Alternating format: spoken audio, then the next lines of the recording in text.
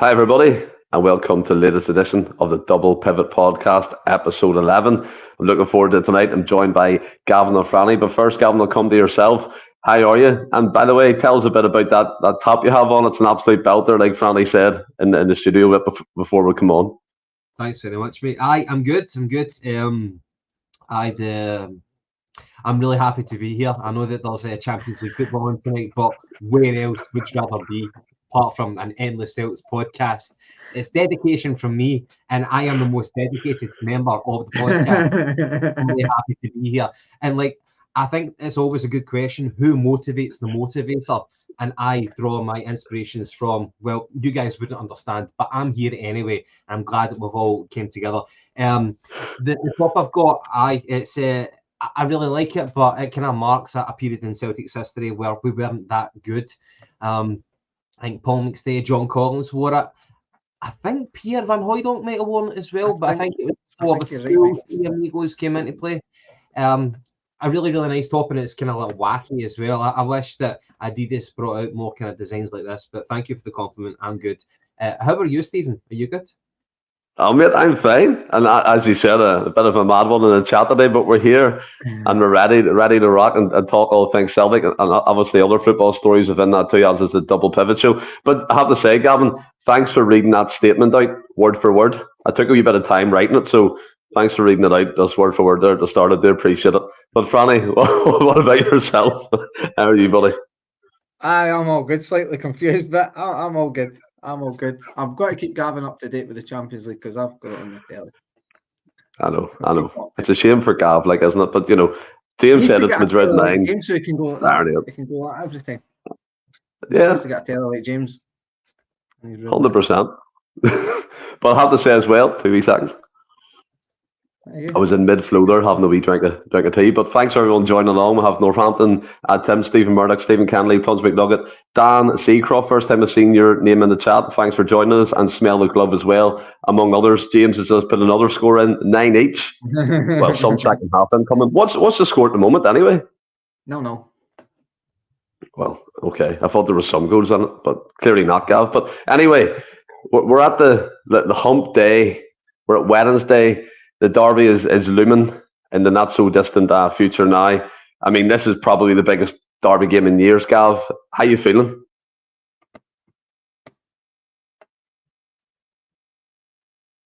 He just totally froze. I don't know. Maybe he's... I don't know. Is he there? No? He was saying something about his electrics before he came on, but hopefully that gets rectified. But Franny, I'll throw that question to yourself. How are you feeling?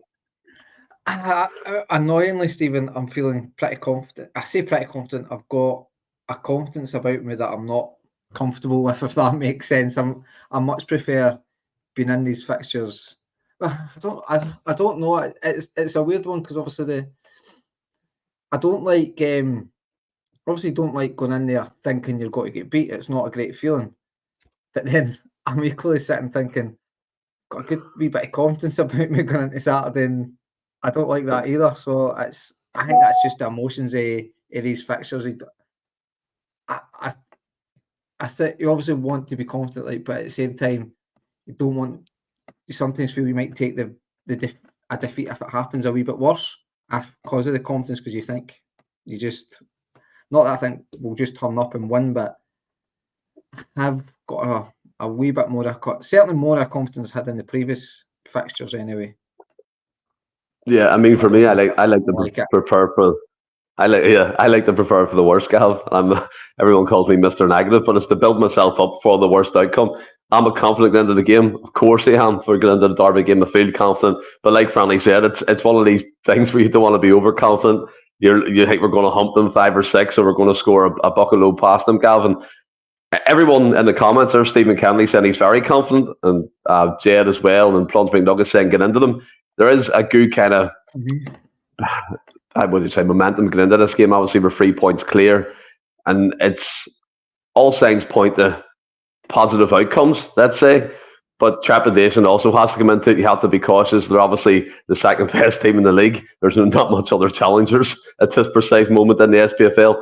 But how are you feeling on the lead up to this derby game on Saturday? Well, I think there's that kind of overconfidence feeling, and all the factors point towards a Celtic victory. I've not looked at the bookies. I've not listened to like Super Scoreboard or all that. From that, but as a Celtic fan, things are coming together right now. The harmony between the fans and the team is there. You saw it in the Hearts game. We're back to like pretty much a full selection. Injuries are not an issue now. The performances have been getting better. The results have been getting better. We've got the momentum. Everything is kind of like coming to this kind of crescendo right now. And it's it's the biggest game of the season for us and for them. And it's came at the right time for us. But at the same time, you're kind of guarding against that. Look, I'll say this. It's made this run-in this week very, very easy for the nerves, you know. Like, look, I'm happy about that. But at the same time, whenever the game starts, you'll be thinking, like, anything can happen. People are saying Rangers haven't had the result at Parkhead for a long time, and they're due a result. I know that that's just the kind of law of averages that we're talking about. There's no kind of karma that's going to take place this weekend, but anything is possible. Let's not forget that it's do or die for them this weekend. So I'm quietly confident they need to get a result. Maybe it might play into our hands. Maybe we can exploit that, but they need to get a result. One thing that we can be complacent as fans to say we're going to get the result, but rest assured, Brendan Rodgers will not be resting in his laurels. We know that he'll be professional. I'm glad that we can count on him this weekend. He'll not get carried away with it. So I'm confident. I'm looking forward to it, but anything's possible. Yeah, no, I do agree with that. Paul McPartland. Good evening, Franley, the fashion icon. Gavin, the Wolverine. And for fuck's sake, really, Paul McPartland? This is the title decider. That's the bottom line. Big Dom. A draw was still suit us, yeah, but obviously you want to get the win. But Gav, coming straight back to yourself, look, we've had some important Glasgow Derby games over the years. Recent years, you look at the Postlecoglou one in February, under the lights, 3-0 at Parkhead, nighttime kickoff, atmosphere was electric. Again, there a couple of weeks ago, we got the free draw at Ibrox, albeit I still believe we should have held on and won that game, but still final results in a league running. Where would you rank this game in terms of importance throughout the last, let's say, maybe 5 to 6 years of Derby games? Because for me, it's right up there. As you said, it's do or die for them, but I think if we win this, you can basically be rest assured the league title's coming back for 3 in a row. Yeah. Aye, so, well, for one kind of aspect, if we win the game, the league is ours, okay? Because we only have to get one more point, and that's us mathematically secure the title after winning this weekend's game. So it's the biggest game of the season, but on a longer term basis, I think it's the closest title run in the last 13 years, probably. So it's a ridiculously massive game, and obviously the financial implications as well, which is, you know, it kind of puts it into perspective, because earlier on in the season, a lot of us thought we'd thrown away the title, and that's not one person's words. A lot of people were thinking that we had fucked it for ourselves, but now we're back in the mix. We are, you know, we've got the advantage. So the financial implications are massive, and just the sheer thought of Rangers being in control and being able to get into the Champions League ahead of us, it killed me, that thought. So I'm so relieved that we're in the driving seat, and all we need to do is take care of our business, and we are going to the Champions League for next season. And especially because of the new format, that's going to be exciting. You want to be the first Scottish participants into that new Champions League format. It'll be more games, more money, and it'll be more sexy as well. Fuck it, yeah, more sexy as well. And we deserve to be there because we're the best team in Scotland, and we've shown it so far this season. So a lot is riding on this weekend, Stephen, and I'm excited about it. I think we've got the zeitgeist. Yeah, we're in the driver's seat for sure, and the momentum is behind us. I do like your attitude, Gav. Maybe that beer's, I don't know, giving you some sort of confidence to go on the rants and stuff, but it's good crack, like, to be fair, and we all think that way too. Patrick McLaughlin finally comes in. Ange's first season was just as close as we drew one each and stifled them after the split that time 2 years ago. So I mean, so there has been close encounters in the past. Look, I was one of them people who did say and at Grace's that time when we were watching it together when we drew the game. Like, I always went up to it. We fucked it. I was raging. I was angry. I'm obviously reacting off emotion. I didn't foresee them as being the battle jobs that they were and dropped 6 points after in the next 2 games, or however many games it actually was at that point after the Derby game, and it did. And we took full advantage of that like we should. But where do you rank it in terms of importance? I mean, Derby games, all of them are important, but this means a lot to this right now. It does mean a lot, and like, not to try and totally put a damper on it. Like, as obviously a must not, like, obviously Rodgers had the attitude at the Ibrox game. It's a must not lose game for Celtic, which it wasn't. To Saturday's very similar, but in a roundabout way because of that goal difference. Obviously losing, it's not something we want to entertain, but it's still really we're in the driving seat, even if we lose it. Provided they don't turn us over like 3-4-5-0, we're still technically in the driving seat. It just would make those last 2 fixtures a wee bit, it would make them more interesting, I feel like. But for me, sort of in recent times, I would say that the 3-0 fixture, it might seem a bit obvious, but the 3-0 game where Ange won the nighttime game, just, I think, obviously, in previous years, like Gavin was touching on there, it's in reality, if we really look at it, even under Ange, the two seasons he was here, there wasn't really a title challenge for a wee while, but you kind of knew who was winning the league very, like, more sooner than we do now. But for me, that Ange game, the 3-0 game, because obviously we'd got that result against Dundee United with a late goal, it left it known if we beat Rangers at beat Rangers at Parkhead, we will go top of the league. And I think just for the mentality, for the psyche of the players at 3-0, getting that victory, obviously in the manner you got that victory was absolutely brilliant. But I think that probably, arguably in the light of days, probably a bigger fixture.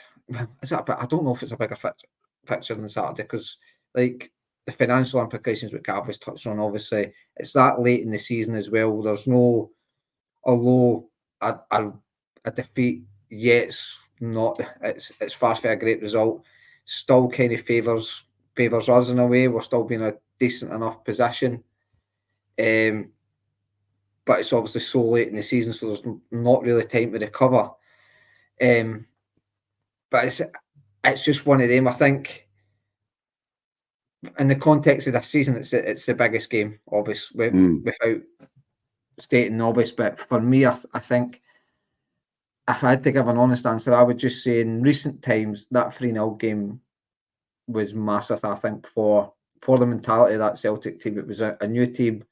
It also kind of, I think a lot of the fans were on Ange's side by that point, but it maybe gave Ange confidence to know that I know he backed himself, he'd managed in World Cups, but like he properly felt like that was him. He'd won the fans, maybe all the fans over at that point, because he'd got us top of the league. But that's not to take anything away for Saturday. It's absolutely massive. You win that game, Kilmarnock midweek, and then St Mirren. It's pretty much a procession. If you don't get a point out of the 2 games and somehow throw away a minimum, like Anthony said, a minimum 6 goal difference margin with 2 games left, then he actually didn't deserve to win the league. So winning Saturday, it's league's yours. So for me, I would say it's, as Kevin saying, the 3-0 game was massive, but I mean, you kind of put it into context. Saturday's huge. Yeah, Saturday is huge. And Tony Daly, another new commenter tonight. Great to have you along, Tony. This is a significant one because that lad had a glimmer of hope. Just been off the boil at times. Need to extinguish that hope and get the job done, Gav. And to be fair, that's a great point by Tony. But I want to kind of merge a point you made in with what Tony's saying. You mentioned the financial side of things. And you always hear in England at the end of the season when the championship, they have their playoff finals labelled as the money game of football, like the £160 million game. I mean, Sky could probably label this as a £60 million game to go into Europe. But we've talked about financial advantages before over them, literally loads of times in the podcast, and other podcasts have done the same. It is important to get into this Champions League format in terms of the new league system. There's an extra 2 games, more income streams, and that type of thing. But if we win the league, are you confident we'll take advantage of this time around with the financial kind of advantage, £60 million plus the 80 or so we have in the bank at the moment? It's sitting there gathering dust. So people are saying, yeah, it's the financial advantage you'll get by winning the league and getting into the Champions League proper. It's good on paper, but it's only good if you do something with it. Yeah. It looks great for the balance sheet. It certainly does. I don't think that. I think it'd be naive to expect a drastic change in the wins from the Celtic board in terms of expenditure. So I don't think there'll be a radical change in that strategy, unfortunately. However, you would rather have the money than your rivals, of course. There's a fear that there is a fear, and I've heard a lot of Celtic fans, maybe on social media, say that they spend their money, that whatever money they do have, they spend their money better than us. And I think that that's just a kind of us and them kind of tribal mentality, wherever you fear that they can be more effective with their money than what we can be. But I think we've demonstrated how effective we can be with our money. Like whenever Rangers won the league in the COVID year, and I remember speaking to my friend who was a Rangers fan, and they never strengthened after winning that. And I said to him, you need to strengthen from a position of strength. And why haven't you done that? And he says, well, we just went the season invincible. And he says, well, why do we need to do that? We won it with like 20 plus points of a gap. And he says, why do we need to do that? And this guy is like a football fan who's been seasoned and like, you know, he shouldn't be naive in that way. But right away we came back with Ange. We got a good manager. We put in X amount of money. We invested and we put together a team who were good enough to win the league. And we did that while Rangers stood still. We know the power of what money can do. But in terms of us gaining entry to the Champions League and earning that additional bounty, I don't think. I think somewhat we will invest it in the squad, but I don't expect a massive change. I don't know why the board are holding the money. Obviously, they're very, very financially frugal. We've spoken about Peter Lawwell, his behaviour. Like he is an accountant by trade, and he was brought in at a time 20 odd years ago because we needed a man of his behaviour, a man of his, you know, he had the right mindset for that particular time. I compared it to The Godfather, which Michael Corleone got rid of Michael Hagan, and because he was not a wartime consigliere, and he had to bring in a new advisor because times change. We have not adapted to the change. We've kept with Peter Lawwell, who was an accountant, who was right for the time back 20 years ago, but we've not changed him because the environment, the landscape has changed. We've kept with that. We've kept with that frugal mindset. And so even though we might get more money from the new Champions League bounty, I can't really see us changing, unfortunately. We would love to do that. And there is a mounting pressure, unignorable from the fans. There is a mounting pressure, more demand that we spend that money. I don't know why they're holding it. That's a mystery. I don't know, Stephen. I would love to see it happen, but yeah, I mean, I had a theory why they were holding it, but that's kind of been put to bed anyway. I mean, you referenced the Godfather. To be fair, I've never seen that film, so that kind of goes over my head.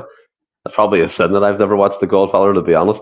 But I mean, Franny, Gab was talking about strengthening from a position of strength. I don't think necessarily Celtic have done that over the years. I think we've rested on our laurels in the summer windows and gambled on project players and gambled on signing 9 players and hope one of them sticks there as a transfer fee for the next season. But if we're looking to the future, which we are under Rodgers, this Champions League's a new ground for everybody. It's literally the Super League, but just named the Champions League.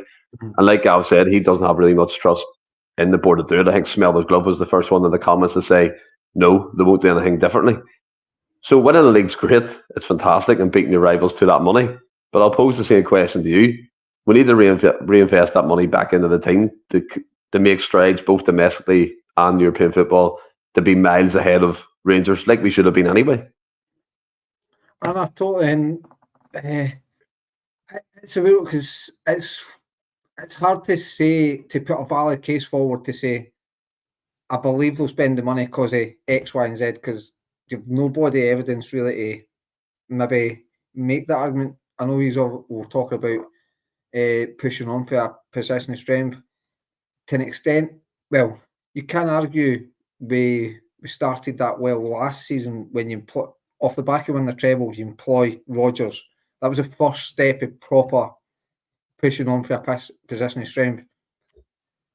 But I think maybe, and I think Rodgers has got to take a bit of the blame. I don't think he was strong enough, and maybe I think he accepted a wee bit of the cards he was dealt. He was obviously, well, he kept Kennedy there, but I've no issue with that because obviously he worked with Kennedy prior, and I believe he tried to take Kennedy down to Leicester. So he obviously is a guy he trusts and believes in. So he never really brought in any of his backroom staff. I know folk will argue Ans didn't do that, but he just feel like Rodgers had a wee bit of clout to come in and say, give me this. But maybe he was also towing the party line, if you like, because of the way he left. Obviously, there was a wee bit of resentment to him coming back. So he was maybe wanted just keep on side, if you like, within the fan base and try to keep him, the fans and the board happy. And, I mean, we all know the recruitment now. We can have a fair go at the recruitment, say it wasn't good enough in the summer. Now, some of these players may well still come good, but right now,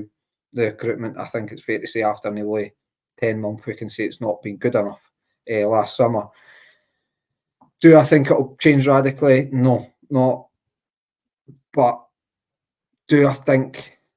I mean, I'll get sucked in probably, and I'll.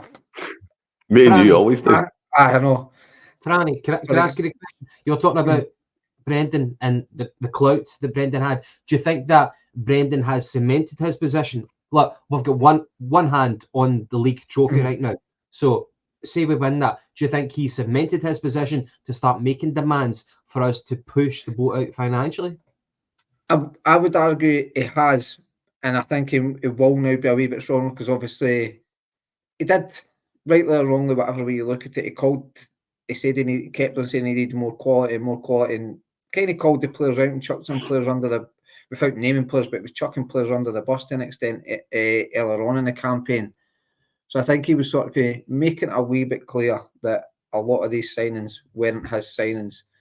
You look at their off game, Lagerbielke, whether they're Rodgers, you would assume they're not Rodgers signings, but they're not getting a game. Fair enough, Liam Scales has done a more than ample job in there, but that maybe gave Rodgers some clout. If that wasn't, it's maybe guys that he's agreed to but not necessarily identified come the summer. Go, look, well, you gave me near enough £8 million worth of defenders. Maybe just give me one £8 million defender instead of two £8 million defenders, and then I'll be happy with that. Like, I don't. Radical for me would be constantly going looking for 8, 9, 10, 11 million pound players. But I think if we can get a couple of your sort of say your 7, 8, 9 million pound, like maybe two of them, and then instead of, you will obviously have to get your 1, 2 million pound gambles, if you like, that you hope progress into top players. It's just the way Celtic operate. We will do that regardless, but maybe instead of that being the benchmark of that type of player, maybe go up a level and look at your 5 to 6 million pound players. That sort of your benchmark, if you like. That's where your staple. You'll go to that kind of market. It's going to be hard. Some fans might even say you're conditioned to not to say that why you balking at the idea of spending 7, 8, 9 million pound on 5, 6, 7 players, and it's not about like question idea. It's just the type of players out there.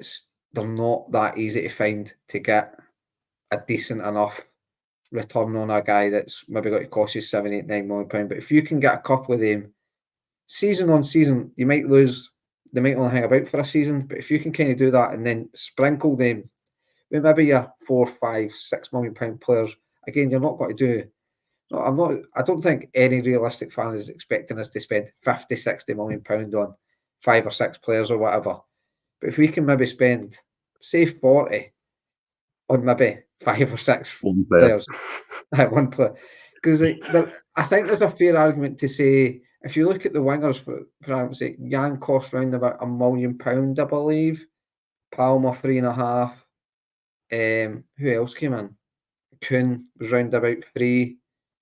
So there's like £7 million, £8 million, and Kuhn obviously has got a good run, but none of them are really commanding what you would say stick on. Like, I don't think if any of them next season, if you went out and got a winger to replace any of them, I don't think many folk would complain about that. Whereas you maybe spend £6-7 million on the one player instead of trying to spend it on 3 players and hoping that one turns out all right. So that's where I'm hoping the kind of goes.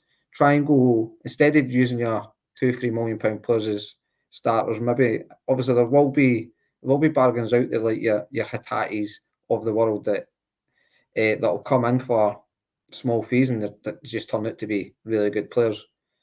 But I would like to see us try to go out and get more guaranteed sort of guys that will take to the next level. Now that's going to be a hard thing to do because obviously we're not really shopping in some of the markets that we're shopping in. It's hard to kind of get them in. I do, as much as Saudi's got tons of money, I think they still could be a wee bit an issue that some players that not necessarily your £7-8 million players, but EPL players that maybe are unfancied, but they've had a wee bit of a decent career in the past, but they're just not getting a game. We could be in the market for that type of player, but Saudi could be also, and they're going to blow you at the water at the end of the day. So I think things like Saudi, Turkey still can be a bit of an issue with the market, but I just hope we kind of try, like I say, go to that next level and maybe constantly try to get £5-6-7 million players. Yes, some will not work out, but more than likely, the majority of them will be good enough. Yeah, I mean, the first name that comes to my mind when you mentioned about the EPL players kind of fell off the wayside was Jesse Lingard, and he's went to FC Seoul in South Korea, and he's absolutely pathetic. The guy's careers fell off. There's also Eric Dyer.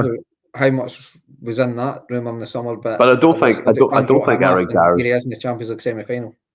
I know, but I don't think Eric Dyer was honking. I just think he didn't suit the way Spurs was playing. But I do get what you mean. Celtic fans wrote him off. Well, I mean, I didn't. I don't think I did. But whoever did, fair enough. But I mean, Gav, there's been a lot of comments flying in about this. Obviously, we're dovetailing, which is what we do on the double pivot, and that's why it's fun. But another Brendan Rodgers quote there. But Big Dom, I think it was said about we spent over £25 million on players. Poor recruitment has led to this mess. Chill Pill, trying to remember names, was saying we can't forget about the talent within the SPFL. David Watson at Kilmarnock, Lennon Miller at Motherwell. I think that's a great point because yes, we can sign 4 or 5 players to £78 million, but don't neglect the talent in your own doorstep like we've done in the past with Josh Dodge, Lewis Ferguson, people of that ilk, Hickey as well, who left at Hearts. But where do you stand on getting the next season transfer-wise at this moment anyway? Right, well, focusing on... good question.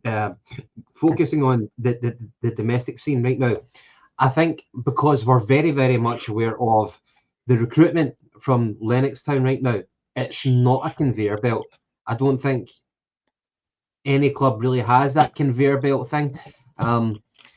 It's kind of like it comes in cycles. Sometimes you get a good crop, sometimes you get a bad crop, and it comes like a couple of years good, a couple of years bad, and you need to kind of take the good with the bad. And that's why we need to be aware of the talent on our doorstep. So when was the last time we signed domestic talent? Was it David Turnbull from Motherwell? Yeah. And we persisted with it. We knew he was a good player. He got injured at the medical, but we stayed with it. We waited half a year, and then we still paid good money, $2 million plus for David Turnbull. No regrets. David Turnbull was okay for us as a squad player. We've got rid of him. We've made money back, but I don't think you should ever be like once bitten, twice as shy. You should always be aware of the talent on your doorstep. We know about good talent who rear their heads, and we wait too long, and then they're away down to England, or maybe they're away to Italy. So the guy Lennon Miller, yes, 100% buy that guy. I was watching a podcast, Simon Ferry's Open Goal, and they said that if Celtic don't go for him now in the summer, he will be gone. a bigger shark will take him. Now, who's coming through right now from Lennoxtown? We're talking about the Celtic guy, Kelly, who has rejected Daniel the contract. Kelly, yeah. They're probably flirting with each other.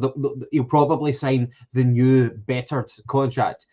But who really is coming through with representing actual genuine quality? Now, this is a guy, Lennon Miller, who is 17 years old, who's had almost a full season under his belt now. He's Motherwell's Young Player of the Year, and he's like 6 foot already. He's already physically developed, and he's not like a Lewis Ferguson, who you would say, yeah, he always had that physicality, but you might not have wanted his technical attributes. But this boy, Lennon Miller, is a really, really good player. I've been watching him. I was watching YouTube clips of him, and he looks like a guy who I would want to sign for Celtic, and he could be potentially like a future Celtic captain. Now, I know that's I'm totally getting ahead of myself, but if we don't have people like that in the door right now, then fucking buy them right now, okay? Because we're not developing them. They're getting snapped away from us too early. So we need to start bringing in the best Scottish talent, and that's not always a policy. We should always do that, but this particular player has caught my attention. As I said, 17 years old, 6 foot, and for a midfielder, he's really, really strong in the tackle. But you look at Callum McGregor, okay, who plays in the number 6 row. He's got so many attributes, but from a defensive point of view, he doesn't have many. Okay, this guy Lennon Miller, when people are coming towards him, he's able just to nick the ball, and I'm not talking like slide tackles. He's just able to anticipate it. He's just got the natural instincts of that type of player, and he can also go box to box. You saw him what he did against us at Motherwell a few months ago, whenever he did that fantastic pirouette, and people are thinking he's like a flair player. He's got a bit of everything. Pay the money, okay? Pay the money. Don't let an Aston Villa or an Everton or whoever the fuck punt a couple of million on him. Take the gamble, because we're not bringing through the crop of talent that we need right now for Celtic, and we can't risk Rangers taking a punt on him. Take the gamble, pay the money, and get him, and we've got him in the door, and we're securing our future. We talk about we need Scottish talent in our club. People like Scott Brown, who we paid the money for back then. We need to do the same with this guy. However, the other person who won the Young Player of the Year, I know that somebody made the comment on it. Watson, the Kilmarnock midfielder. Yeah, I don't know much about him, but from by all accounts, he's had the full season under Derek McInnes, and Derek McInnes is no mug. He's not going to play a youngster if he doesn't have to. And the guy's obviously garnered a lot of attention. He's done very, very well. I don't know much about him. From what I've seen of him, he's a very, very small midfielder.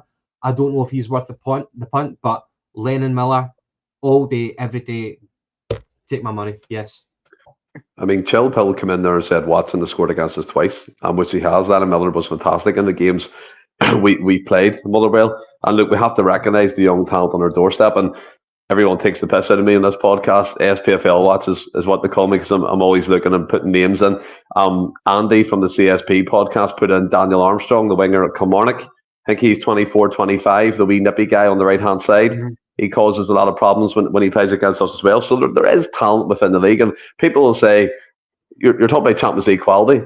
Yeah, we are. But at the same time, as Gav, you rightly pointed out, we need to future-proof the club. With a Watson, with a Lennon Miller, with a young prospects from different SPFL clubs. And like you rightly said, the Youth Academy is producing next to nothing at this precise moment. So we need to fill that void. I mean, we're coming to the end of the cycle of Forest. Cal McGregor's entering his later years. So he's Scott Bain, he's a journeyman goalkeeper that sits on the bench now. Joe Hart's going to leave. Ralston doesn't really get a look in. So we do need a Scottish influence throughout the team. And I remember Gordon Strachan saying that in the past, having a Scottish core was good when he was managing with like Hartley and Robson, McManus and Caldwell. But you can sprinkle the talent around that kind of core existence. So I'm all for that. I'm all for looking at the SPFL to see what we can do and smell the glove. Armstrong is 27, way off of me, is there? But you know what I mean. He's older than what we're talking about. But yeah, look, we can talk about that forever in terms of SPFL players. One player I really like, and I'll keep saying it again, Theo Burr. I'm going to keep saying it. I know the guy's going to get a move. I know he will get a move. He has come on leaps and bounds since he's moved to Motherwell from St Johnson, and his goal scoring return is up nearly, was it 1,000% from what it was? He only scored one goal. I think he scored one. You know what I mean? Once, it's easy I know. Easy to get it up. But yeah, look, he looks decent. He's got all these raw attributes about him that I like. But that's a podcast for another day. One thing I wanted to talk about, Franny, before we move on to a wee bit of Who Am I, is the meltdown that Rodgers caused at the weekend with Clementine saying the Celtic just wanted to have a bit of fun next week. Obviously, tongue-in-cheek comment. But since then, I don't know if you've seen the videos, Fabio Silva was giving it to the fans. I've seen Jack Butland arguing with supporters. I've seen Borna Barisic had been pulled away from one of the supporters. There's 3 incidents since Rodgers' comments about Celtic wanting to have fun. It looks like from the outside in, there's a lot of, I don't know, a lot of friction within Sevco at the moment. Todd Cantwell put up a story about he can't be himself because he's locked in the cage on Instagram. So I don't know if that was a dig at Clementine. But what do you think about this? What do you think about this psychological warfare that managers play with each other? And one thing we do know anyway is that Rodgers at this precise moment has the upper hand. Yeah, and if you actually listen to the whole clip, there's nothing in the comment, I feel, in a sense, that is, all he's saying is we'll do our training during the week and we have fun at the weekend. Like what you would, similar, whereas it maybe work Monday to Friday, or work Monday to Friday, weekend we have some fun, we can enjoy yourself on the park. So I think, I know I kind of put it in the group chat the other day, but I think it is a nothing comment, and maybe the media and Philip come on is just taking it totally the wrong way, which is played into our hands. And the mad thing is as well, if you want to be of the mindset that Rodgers has played a blinder and just chucked that comment out there looking for a bite and got it, more fool Philip come on, because it just Philip Klopp. Philip. Because he said, like, Rodgers actually said these games are about the psyche, it's about the mentality. And then he's obviously said that comment, and obviously the media have maybe made a wee bit more. I've said it to Clement, and then he's proved to an extent, as much as I think it is a throwaway comment, he's proved Rodgers right that it's all about the mentality. He said a wee throwaway comment, and Clement was like, nah, it's very disrespectful to say that. And I suppose that's what you want. Maybe Clement's using that to try and get his team up for the game, saying, I hear right, I was doing a Stephen. Saying this is what they think of us, they don't rate us too much, I think they've got to have fun and stuff. But I just think I think the media, I don't believe the media have tried to wind Clement up. I think they've tried to stir something that it's just came off great for us.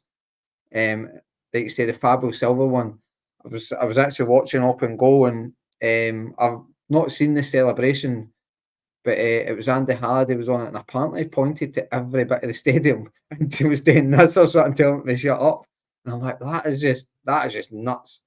And then apparently but if you believe Twitter and whatever, apparently him and Alex Ray came to blows after the game. I've seen the Barisic one. He actually looks like he maybe pushes the fan and whatnot. The Butland one, he's up pointing at the fan and that. And what else? I think that's it really, that all I can think about. But that's it. That's a lot. I know it's a lot in a couple of days, considering Monday, Tuesday, Wednesday. It was Monday, Tuesday really, wasn't it? So Sunday, Monday. So it's all looking good for us in that front. It looks like maybe the pressure is shown like it's getting to them, and equally, like Gav said right at the top of the show, Brendan Rodgers knows how to play this fixture. He knows how to control the narrative, if you like, in this fixture. I think if you look back at all 3 fixtures, he's never really came out, not necessarily fighting or any sort of a war cry, if you like, pre-match, but after it, he's had a very calculated comment. You go back to the one again. I think that it was made out to be a dig at Rangers, but I think it was actually a dig at the media when you actually really dissect it. The one where he said, this is the 5th Rangers manager when he was talking about Michael Beale, I think it was at the time. So this is the 5th Rangers manager I've had, and each time that you've been telling me they're coming, and it got made out to be a dig at Rangers when really it's a dig at the media saying you just kept on telling us they're coming. It's the 5th one I've seen off the day. It's the 5th one I've seen off the day. And so I think Rodgers is, again, he's just saying the right things in the lead up to the game, saying we've got to have a good week at training. Saturday we'll have some fun. That'll be the merits of that. Now, obviously, if we don't get a positive result on Saturday, that can come back to haunt him. It can maybe look a wee bit stupid, but I just think Rodgers is been around the block and knows how to be around these fixtures, and no doubt after the game he might have a wee smart comment. But I think he's playing a blind. I think there's been a lot made of this comment by the people we wanted to get made a lot of, and for me it's just played right into Rodgers' hands. Yeah, he has every Scottish media outlet on hooks, plus Clementine, Gavin. And I remember when Clementine first came in, that they were lauding him because he put up pictures of himself in the gym. He'll take no shit. He'll take no nonsense. Blah blah blah. Yeah, he's a very avid gym goer, apparently, according to Twitter. Every 2 days there's a picture of him or something. But like you look at the implosion, and I remember reading an article. I'm no big expert in French football, but he was in charge of Monaco, I believe, and they were going for European football in his season, or his only sole season at Monaco. And it got to this point in the season, and they absolutely fell off a cliff. Their battle went, their confidence went. And someone was saying in that article, it looks like the same thing's happening. Look, I don't want to preempt situations here because, as I said, the confidence side of things for me, yeah, I'm highly confident into the game, but also there is trepidation. So I don't want to be gung-ho and say we're going to do this or do that. But if you look at it psychologically, and Franny mentioned it, right back to when Rodgers mentioned that comment about, you've always told me they're coming. I've been here over my time. I've seen off X, Y, and Z amount of Rangers managers. And then the one about having a bit of fun. Obviously, the media are going to take that wee snippet and feed it back to the Clementine, and he's going to react to it. So the job's done in that essence. Obviously, he probably didn't mean it to come across like that, but they've created this whole media storm over it. He's reacted, saying it was disrespectful, and I think it was Jed put in the comments, funny coming from a guy who disappeared up the tunnel and not shook Don Cowie's hand up at Dingwall. He just basically ran away.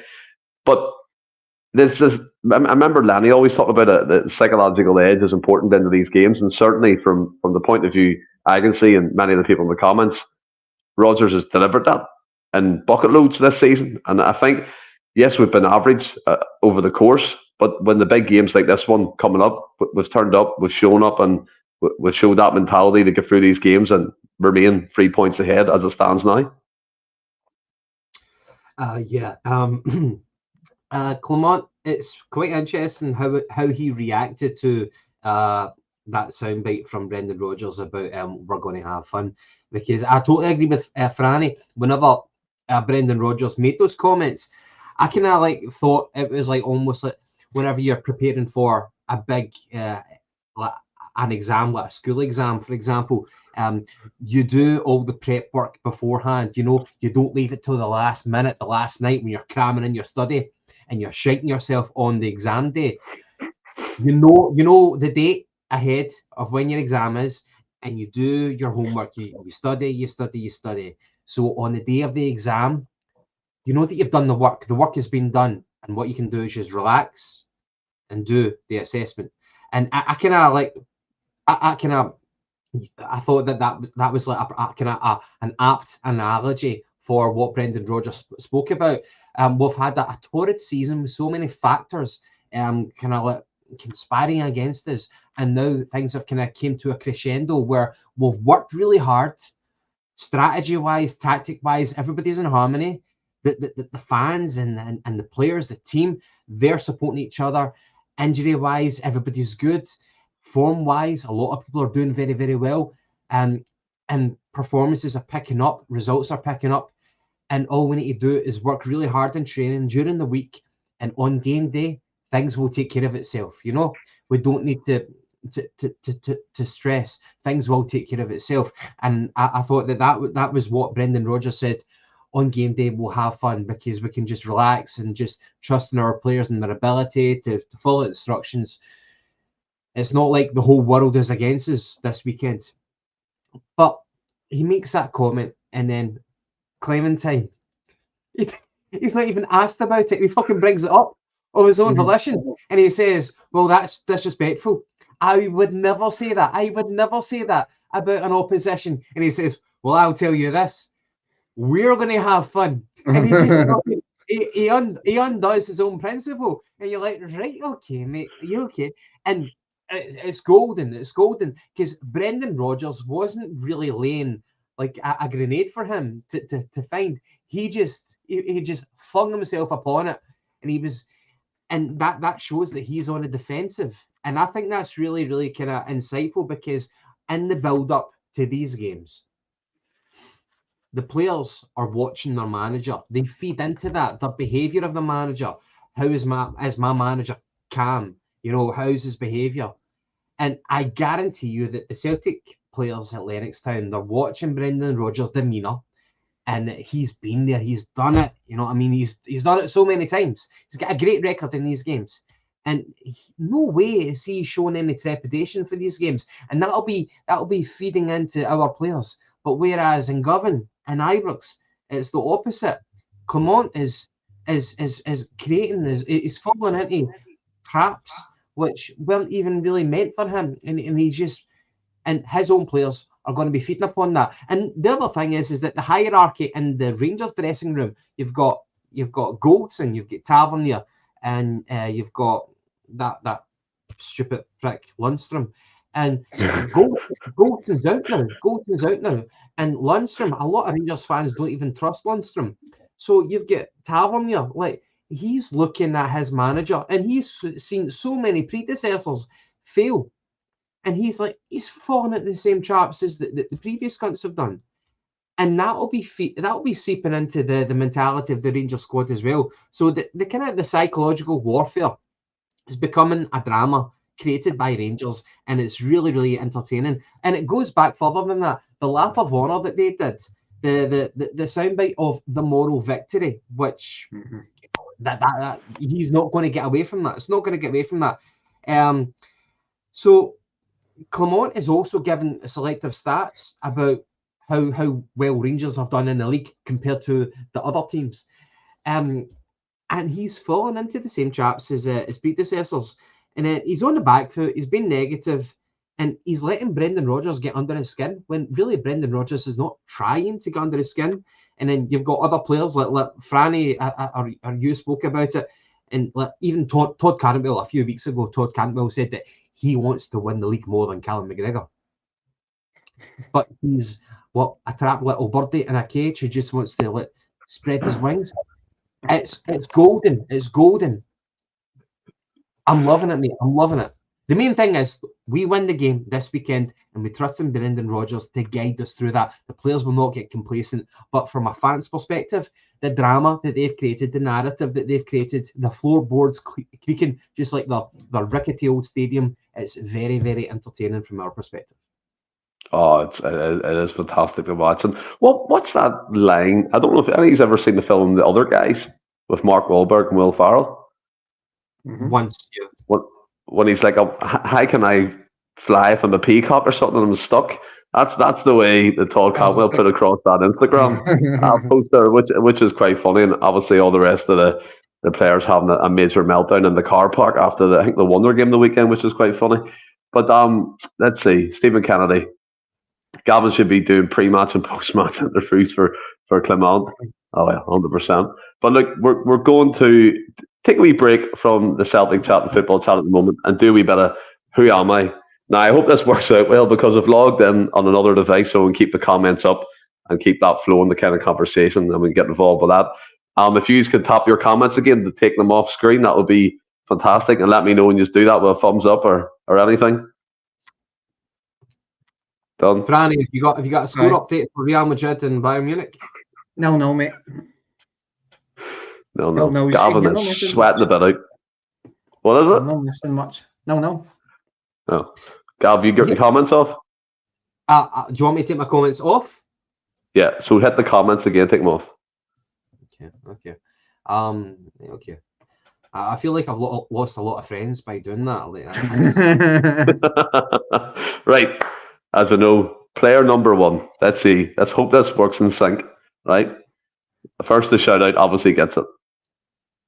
Player number 1. Who's Kenny this? Miller. Oh, Gav, straight off the bat. It is indeed Kenny Miller. Wow. And the lead up to Derby Day, eh? Didn't he, if I remember correctly, that was the double against Benfica, but didn't he kiss the bads, Gav, when he scored for us against them? He did, mate. He's a wee cunt because of it. Wow. That's incredible. Player number 2. It's 1-0 Bayern, by the way, apparently. Player number 2. So it's 1-0 to Gav. As 1-0 Bayern. Can you guess who this is? It was Barry Robson. It is indeed Barry Robson. This is going to be quick. Here's me think this will take a bit of time. It's 1 each. Barry Robson. Any good memories about Barry Robson before we move on? When he smashed the Rangers. They no smash what was his name? It was Christian Daly as well, about 10 seconds in it. He won Derby game as well. And then he scored that looping header against Barcelona. I love that header. It was a cracker. Player number 3. Zaluska. No. Nope, both wrong. No. Mark Brown. Right, it's Mark Brown. 2-1 to Franny. We'll give it away. I was just a catch, mate. That time. Oh. Stephen Kennedy put in Barcast. Definitely not Barcast. Player number 4 is 2-1, isn't it? Yeah. Mm-hmm. Well, that's your man, Aaron Moy. Definitely not. Is it no? Oh. I was so confident there, too. It's bank here.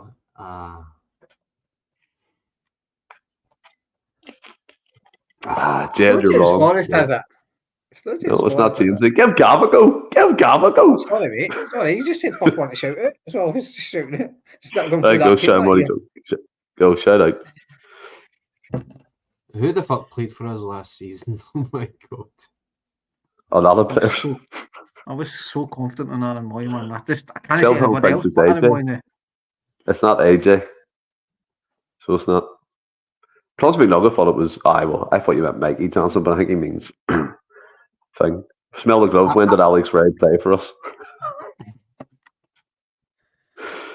And Tom Rogan. It is not Aidan McGeady, buddy. It's not Aidan McGeady. I'm going to go for this one. McCarthy. There's one player who's got it right in the comments. Is it Tom Rogic? No. It's not Tom Rogic, man. No. Tom Rogic was they playing for us last season. No, he was. This player in question played for Kilmarnock. Greg Taylor. Yeah, 2 each. Gav gets it. James got it. You didn't say it first, mate. You didn't. Right, last player. So winning one here. This is the decider. Who's this? Tony Watt. No, it's not Tony Watt. No, good shout though, but it's not Tony Watt. Nui Ui. What? Miku. No, it's not Miku. No, James has got it again. I think James knows my trend here. James is in. Kelvin Wilson. No, not Kelvin Wilson. Charlie Franny, anything come from you, Franny? James Forrest. I don't think it's Lassard. Oh. You're making me sad not getting this. James Forrest. Nope, it's not James. Gary Hooper, Anthony Stokes. Gav. Jesus, man. Neil Lennon. No. Adam Matthews. Yeah, it's not Adam Matthews, no.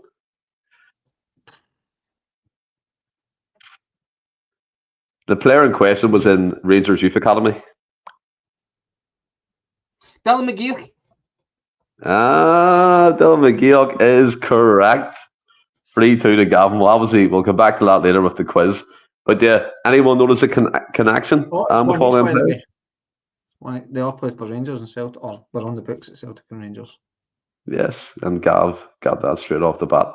But hold on a wee second, I get the brand back up again. Yeah, so we'll do a wee bit of missing headlines shortly. But the next thing Gav wanted to speak about there was Liam Scales. obviously he got the 4-year contract recently. We spoke a wee bit briefly on Monday when the news broke. But in terms of him and his development within the team, we spoke earlier about ambition and kind of the board looking forward and making the correct signings. Tying down Liam Scales to be a squad player, I think for me is a good bit of business. Added to the fact he's developed that understanding with Carter Vickers. So all in all, do you think he deserved that new deal, that new contract? I remember McGinty saying it seems like players like Ralston or come into the team. Daniel Kelly, for example, have 3 or 4 good games and they're offered a 4-year deal like it's mandatory. Are you of that kind of thinking, or what way did you feel about the Liam Scales kind of getting a 4-year contract? It's completely merited. Even though a lot of Celtic fans would say that we don't want him continuing to be one of the first picks on the team sheet next season, which he has been this season, and we wouldn't be where we are probably right now. You know, with one hand on the title without Liam Scales this season, that may be difficult to admit. So he 100% deserves his contract renewal. 4-year deal. Yeah, absolutely, 100%. It doesn't mean, though, that we see him as being Cameron Carter-Vickers' partner for next season. But there's a bit of selfishness. Like, obviously, like, he's been rewarded for great performances this season, relatively speaking. But we're protecting our investment at the same time. So I think his contract was up for renewal at the end of next season. So that would have meant, if assuming that I'm not incorrect with that statement, then that would have meant that whoever came in for him this coming summer, they could have perhaps got him on or he would have had us buy the balls. He could say, well, okay, so somebody's come in for me with a proposal for a better contract than what I'm on right now. If you don't let me go, then I'll just run down my deal with 2 months ago, and then I'll move for better money, and you won't get any money for me. So we're protecting our deal and we're rewarding the player at the same time. And yeah, that's not even a kind of a Machiavellian approach. Whenever Celtic players do well for us, I think they should be rewarded. And that kind of, by the way, I'm actually talking about Giacomakis. He made an interview, and people are like, people are like shiting in him to say, like, well, you had one good season and he wanted a wage increase. I totally get that, but not to get away, not to get sidetracked. Scales was persona non grata. Like, assuming we win the league, you know, you take away Starfelt, we'll win it with Scales. You take away Jota, we'll win it with Jamesy, or whoever fits the bill for that week in, week out. We'll change it intermittently. Scales has really, really helped us this season. And as I said, persona non grata, we were like a ball hair away from probably accepting a bid from Aberdeen. And whenever he came into Celtic, he probably thought that as an Irish signing. And he was like 22 probably, I think, whenever we bought, maybe 21, 22. I think he was at university for a while, almost a bit like the Japanese player like Hatate. He was at university and he delayed his senior professional career before he actually committed to it. So Scales probably had other ambitions, but then he realised that football was going to take him to the next trajectory. And he had this chance with Celtic. We never wanted him. We put him onto Aberdeen. He did very, very well at Aberdeen. He comes back to Celtic and he's thinking, well, you're fucking messing me around right now. He's had a brilliant season with Celtic, relatively speaking. He deserves a contract. And as I said, we're protecting our investment. So I think all parties win. He gets a bigger wage. He knows that he's going to make his living being a professional footballer, because a couple of years ago, he might not have believed that himself. But he's acquitted himself enough. He's good enough to be a squad player for Celtic. But no, if we're thinking about winning the league domestically next season, or even try to push on in Europe, which is a cliche because we always say that every year and we don't actually do it. He's not good enough to be Cameron Carter-Vickers' partner in crime. So yeah, I'm totally with that, and well done to the man. And again, we wouldn't be where we are without Scales. And can I cast your mind back to the game at Ibrox? the first Glasgow derby of this season, he get man of the match whenever his partner Lagerbielke shat the bed, and he's not been trusted by Rodgers, but Rodgers has trusted Scales, and that's why he's earned the contract, and that's why Lagerbielke will probably be going elsewhere. I mean, I don't think Lagerbielke had a shot there. I thought they played both good as a unit, to be fair, but I know what you mean. He was the better of the bunch, and he did get man of the match that game. So he made me scared. When Celtic play, I'm always frightened that something's going to happen. But it's one of them things, isn't it? And like what Gav said there, Franny, and Stephen Kennedy totally agrees with him. Scales deserves the contract, but we need to look beyond that. Yeah, of course. It's done. We're over. And barely anyone got anything right anyway, so it wouldn't have helped. But I mean, you look at it. Scales deserves the contract. He's obviously been our most consistent defender available. Every other defender's been injured at large parts of the season.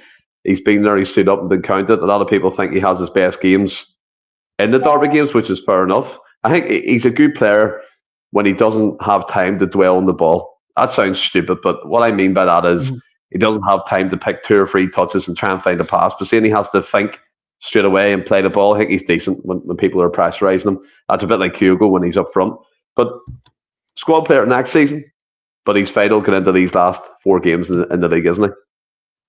And I think that sums it up perfectly for me, Stephen. It's squad player next season or moving forward, but vital for these remaining games. And I think Gav summed it up perfectly in what he said, that it's hard to kind of add to that, but he's had in terms of Liam Scales, he's had a fantastic season. In football terms, for me, he's also had a fantastic season. He has stepped up, and I agree with what you're saying, Stephen, in the sense that when he's got too much time on the ball, you kind of do see it. Ross has said it plenty of times. He's good at playing his cell into a cul-de-sac. Him and Stephen Welsh seem to be brilliant at that. And that's, I suppose it is a slant in the guys, but some players just have got a level, and he's not the greatest at advancing the ball out from the back, which next season we need somebody, ideally, I mean, in an ideal world, it'd be somebody better in CCV that to complement CCV, if you like, but we just need somebody that will better complement CCV, somebody that can advance the ball better.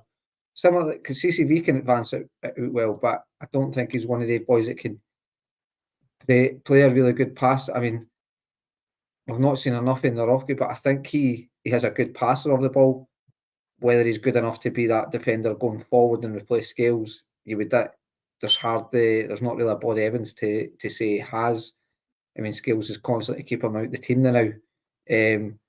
But for me, Scales can't be your number one defender going for the partner for Carter Vickers, but certainly deserves a contract renewal. Folk will argue it's 4 years too much. That's up for debate. But what's the point in just renewing it for a year? Because I think Gav's right and said that his contract was up at the end of next season. So if you put a year on top of that, after next season, you're just in the same boat again, or probably worse, because he's probably not played as much football. So I think maybe putting him down in an extra few years makes sense. And like we say, we're no addicts. We're protecting Stephen. We're protecting an asset. We're rewarding a guy for stepping up this season when we really needed him, and he has stepped up, and so he deserves a contract. Obviously, he's maybe went to his agent and had a wee word to his agent saying, go and see if we can get it. It's maybe Celtic have done it off their own back. I'm not going to sit and pretend to know how all that works, but absolutely no issue with Stephen Welsh. Liam Scales getting a new deal. I just think I think what he showed this season, I think we'll all admit that we'll be looking at the centre half position to strengthen next season. But Stephen Welsh Stephen Welsh to an extent, but Liam Scales has showed that he can be trusted when called upon, and we know he can put a run of games together as well. We know he'll be able to come in and play that odd game here and there. But if your CCVs or whoever, if a new guy comes in, needs a wee rest or gets injured, you've got somebody in Liam Scales that you can come in and will do a job for you. Yeah, 100%. I think Roger described him as one of his kind of freaky sensibilities in his coaching career that he's never actually seen before in terms of his rise from the start of the season, pre-season, and denying what he's become for Celtic, an important member of the team. Obviously, that hopefully, not in a bad way, no disrespect, will change going into the summer and the transfer window. Will Tone 67 said this before, he should be signing players that can replace CCTV. I think Franny was alluding to that as well. So, in a perfect, ideal transfer situation, that can happen. And Gav, a player that, I mean, we speak about this player every week, okay? And look, I know it's going around and round in circles, but again, it's a headline, and I just want to have a wee brief chat about it. So Norwich, I think 2 weeks ago, put out, well, the feelers saying they want at least upwards of 5 million quid for Adam Idah. And the rumours I'm seeing and the stories that I'm seeing is that Celtic are particularly keen to make him our first summer signing. Obviously, it's the start of the transfer rumour mill. Me and Franny get our tickets for the train, jump on, and we'll be on that right to the end of the window, the final hours. But Adam Idah, in your opinion, we talked about Liam Scales meriting his contract and Liam Scales earning that. Has Adam Idah done it for you? Should we be signing him on a permanent basis at that fee? 5 million, Adam Idah. No, I wouldn't. It's kind of complicated because we only play with one man up front, and it's Kyogo. And I guess there was an argument earlier on this season where people were saying that we weren't playing to Kyogo's strengths, and therefore we needed a different type of striker, e.g. a Majowski, you know. And we had the argument, well, is Majowski worth shelling out the money for? Obviously, what happened was we got Idah on loan, which was a correct call, and Idah has acquitted himself somewhat, you know, relatively well. He has scored goals. He has had big moments in games. The Hibs game, you know, the first one where he actually scored a goal, he took 2 penalties and he scored 2 penalties, and that was, you know, it got a lot of plaudits because we've been so bad at penalties for so long this season. Idah has done very, very well. I think he was the man for the moment, man for this season. He was a stopgap, and I am very, very grateful for Brendan Rodgers knowing him as a player and saying, this is the guy who we need to see us through till the end of the season. Brendan Rodgers did that. Adam Idah has delivered to an extent, and even, well, let's not forget that the goal that he scored at Ibrox to make us 3-2 ahead before it went 3 each. A great goal. I know that you've got your own opinion on O, but regardless of that debate about who's better, Idah has delivered. He's helped us out, and pretty much he's won us the league. Okay, assuming we win this weekend, he's really helped us win the league. He's not been the only guy, but he has contributed. But no, £5 million, no. Do I want him to be part of the group next season? No, I don't. We've had Kyogo for a couple of years. Okay, three years now. We need to bring in somebody in the door who's going to compete with Kyogo, who's going to be different from Kyogo, but at the same time, I want somebody to come in to split opinion, who probably has a bit of physicality, because you need that diversity in a centre forward, because Kyogo has no physicality at all.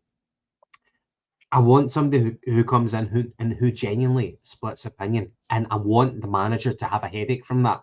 But 5 million for Idah, no. And I don't want to get bogged down with the fact that Idah was a third choice striker for Norwich. Sometimes things can work out that way. Sometimes you can be a really good player, but you just end up in the wrong guy in the pecking order of a club, and people just like take a screenshot of that and say that's that guy. Like, I remember one time we had Darren Murphy and Anthony Stokes as our 2 centre forwards, and my brother-in-law, who's a Crystal Palace fan, he said, oh my god, like they were our 2 centre forwards like 10, 15 years ago, and he was laughing at us for that. If you take a screenshot of a player at a particular time in their career, you know, that just like that just rings bells, and you can't really shake off that reputation. Adam Idah has acquitted himself very, very well, but he's a £5 million player.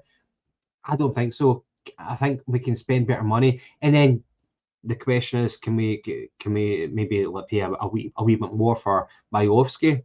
We probably can, but there's a big fucking world out there, and we've got people who are more educated about football scouting than what we are. And well, you sure about that? We don't. I don't play Football Manager. Put it that way, okay? So, but you've got people with the finger on the pulse who know who's worth taking a risk on and who's not. And I wouldn't pay £5 million for Idah. I would thank him. He can walk away with his head to held high. But no, he's not going to be. He's never going to be the Celtic number 9. He's not good enough for that. But is it good enough to be the reserve number 9? I don't think so either. I want somebody to come in with representing quality who will split opinion. I don't think Idah is the man. So I guess that's my long-winded answer, Stephen. I totally agree with what you're saying. I'm watching Franny pull all sorts of faces at the football match going on there at the moment. And Noyer's had a howler, mate. Noyer had is a howler. Is it nothing each? One each? Who scored? Bayern Munich scored first. I think it was Alphonso Davies, and it's only about 3 minutes left. And it was Vinicius Junior just hit a shot for the edge of the box and straight down Neuer's throat, and he's well had to collect it and just palmed it straight out to ex-Stoke City striker Hosselu. Wow, that's incredible. And Gav, you don't realise what you've started with this postman shit. Every time now I'm getting postman jokes coming flying, especially from Paul McFarlane. You know what I mean? Signed, sealed and delivered, especially from him.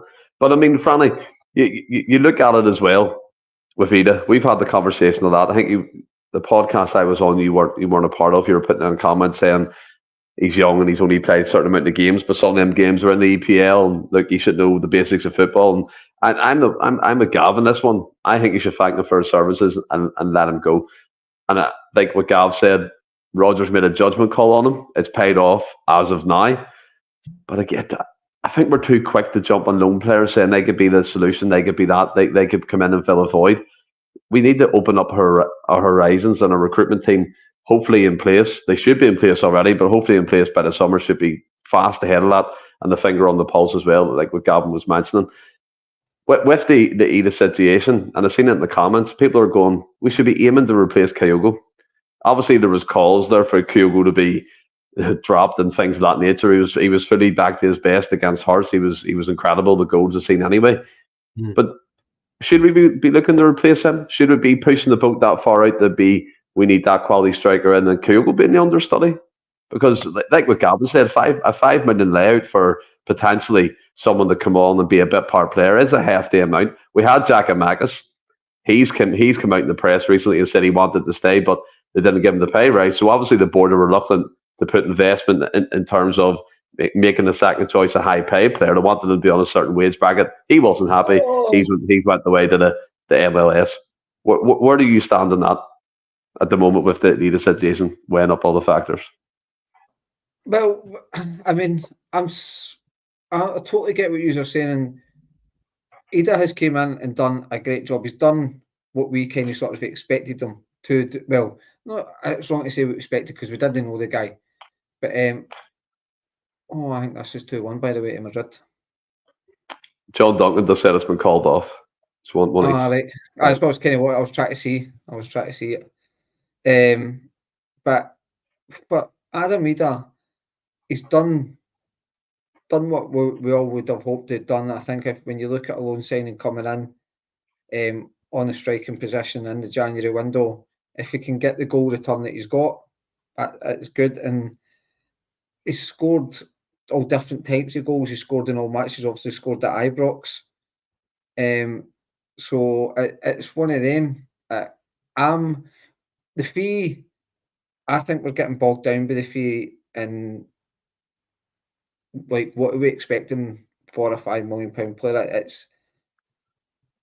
But could you not feel the argument? We got Giakoumakis for 2 or £2.5 million. But then I believe there was a clause in his contract for that as well, because they got relegated. This was a team playing in the. I appreciate it's a championship. It's 2-1, by the way. The goal's been given. I believe I said there was a clause in that contract. There will be deals out there.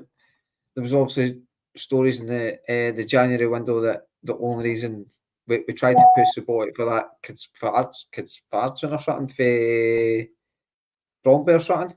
The young boy for Bromby, but Nick's Garden, but Bromby said they weren't willing to sell, so maybe Idah's just been in as a stopgap till we can maybe get him in the summer. I'm neither here with the Idah. I think he's done a great job since he came in. If we signed Idah for $5 million, I have absolutely no issue with that. No issue with that. Also, if we don't sign him, I have no issue with not signing him. I think he can be a player that Rodgers can work with, but equally he's not one that I'm going to kind of lose sleep over if we don't sign. But I just didn't want us. Like Gav said, we only play with one striker, and it looks like Kyogo is going to be that number one striker next season. Yeah, in an ideal world, you go and get somebody, and Kyogo is the number 2 striker. That's in an ideal world. That's how you do every transfer bit of business. The player you bring in is replacing the player in that position. But we know certainly the level that we've got to compete in. We're not buying 20, 30 million pound players every season to oust what's already in there. I feel like we're not buying. We need sometimes just to buy that squad player or that gamble, I feel like, on somebody that might just turn out to be good. But I'm neither here nor there. If we sign Idah, I'll be happy. If we don't, I'll be happy. It's one of them. I'm not asked the other way, but I just don't. I'm not saying Celtic will, but I think Tottenham, to an extent, suffered trying to find a backup striker for Harry Kane. I think folk are getting caught up in this $5 million for Ayeti. Ayeti, apart from West Ham, Ayeti had a great goal scoring record. And I think we're just getting caught. I think we're getting caught up in it. If $5 million's the price and we're happy to pay it, just pay it at the end of the day. If Brendan Rodgers believes that's a guy, we can't, on one hand, argue to say the board should back Brendan Rodgers. And then, so if Brendan Rodgers says, Adam Idah's this player I want, well, we've got to trust him then and go, well, that's what happens then. Well, that's the fee. That's the guy wanted. We need to pay the money for him. So, you can agree whether you want the guy in or not, but you can't be sitting going, oh, well, $5 million today for him, but Brendan Rodgers wants him. But I don't agree with $5 million. It's you either back the manager or you don't back the manager. But as for Adam Idah, no harm to him. If we don't sign him, I'm not asked. If we do sign him, I'll again. It's one of them. I'm neither here nor there with him. Yeah, no, I get that. I think that's what I'm getting in the comments as well. Plunge McNugget has come in a few times, signed Smittix from Blackburn. I believe he's having a great season. I don't know what his transfer value would be. I think he's 28, 29, so he's coming to the latter end of his career, and I think it'll be a hefty fee involved for him. Obviously, he's banging them in at English Championship level. But look, we can park that. I think Tony Daly said it as well in the comments, saying about, we all know that this Adam only really came up in the last week of the window because other targets didn't want to move or weren't available at that time. I think we can all really agree on that transfer only really appeared then. So we'll park the Adam Idah chat. We'll probably come back to it towards the end of the season. We're going to do a wee bit of missing headlines, okay? First of all, I want to make something really clear, crystal clear, right? Please do no one take offense to any of these headlines. I picked them off the internet. Some of them are funny, some of them are just random. And I've done it in about 10 minutes just to have a bit of laugh, everyone in the chat and the people on with me tonight, Franny and Gav. So look, while we're doing it, obviously a quiz format, I think Gav's winning 3-2. I'll just do it closest to the headline actually wins it, all right? You don't have to get it bang on, right? But closest to. So the first headline, here we go.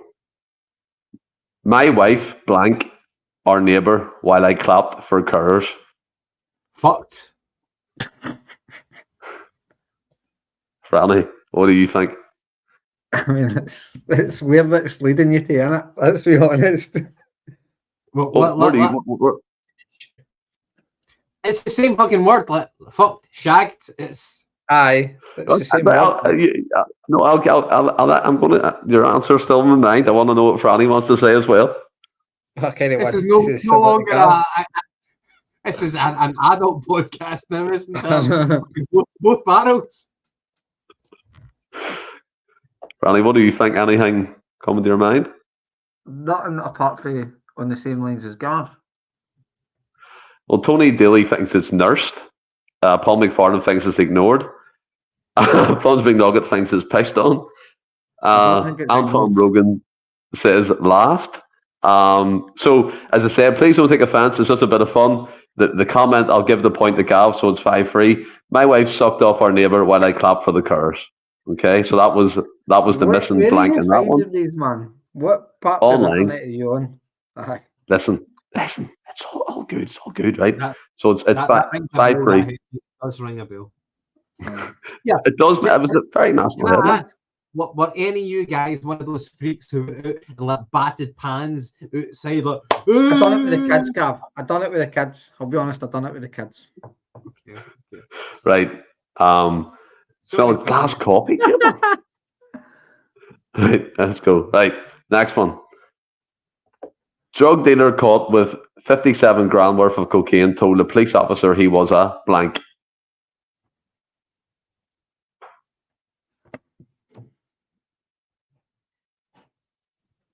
I don't get the glass coffee table reference. My wife. So, drug dealer caught with 57 grams worth of cocaine told police he was a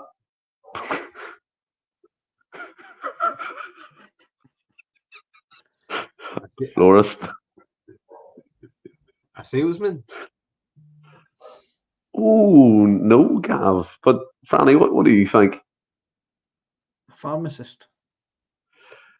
I'll give it the Franny. That was the closest one. So, drug dealer caught with 57 grams worth of cocaine told police he was a key worker. So, there we go. It's 5-4. The next missing headline. China may be using blank to hide its submarines. Hong Kong.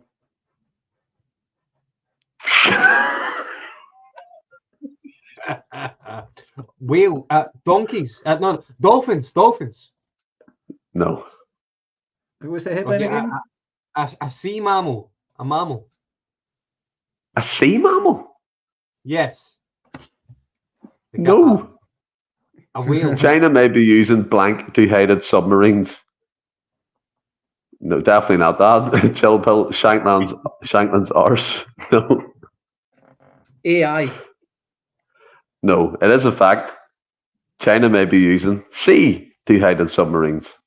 I mean, the whole point. Geez. Exactly. That's why it's funny. So it's still 5-4. So Franny should get this straight away. Rooms with broken air conditioning are blank. Electrical. Or what? With broken air conditioning are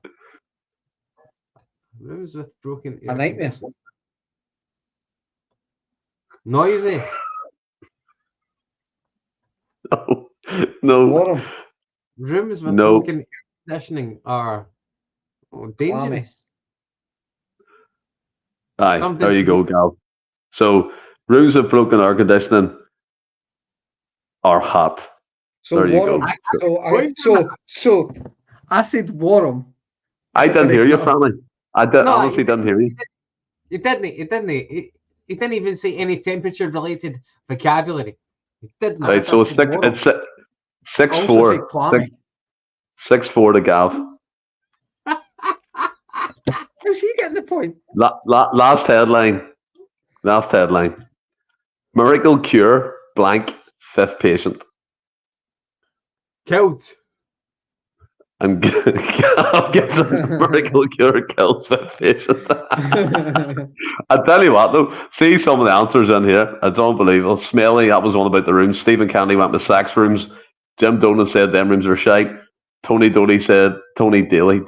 Huge of true. Stephen miracle cure fucked. That's something funny about that. But look, that's the missing headline. It is 7-4 to Gav. We're going to go back to that again with the general knowledge quiz. There's the hint, by the way. General knowledge. So, Franny, if I ask a question based around general knowledge, don't complain like Ross did. He gave me all sorts of grief for that. But look, we'll go back to the Derby game here. I don't have a clue. Okay, 2 wee seconds. And Gav, there's a big debate going on at the moment on the right-hand side. Obviously, James E. Forrest and Nicholas Kuhn. I think we can all agree that Maeda is going to be in his usual position, occupying Tavernier, giving him the fear and nightmares, making him sweat. Who would you go with for the right-hand side? Well, can I just say that whatever Brendan Rodgers goes with, or whoever Brendan Rodgers goes with, I will trust in him because he knows more than me. Now, if it was any other game domestically, I would definitely go with James Forrest. But I think we need to be aware of the fact that in these particular games, the intensity is far, far higher. And we are aware of the lack of intensity with James Forrest.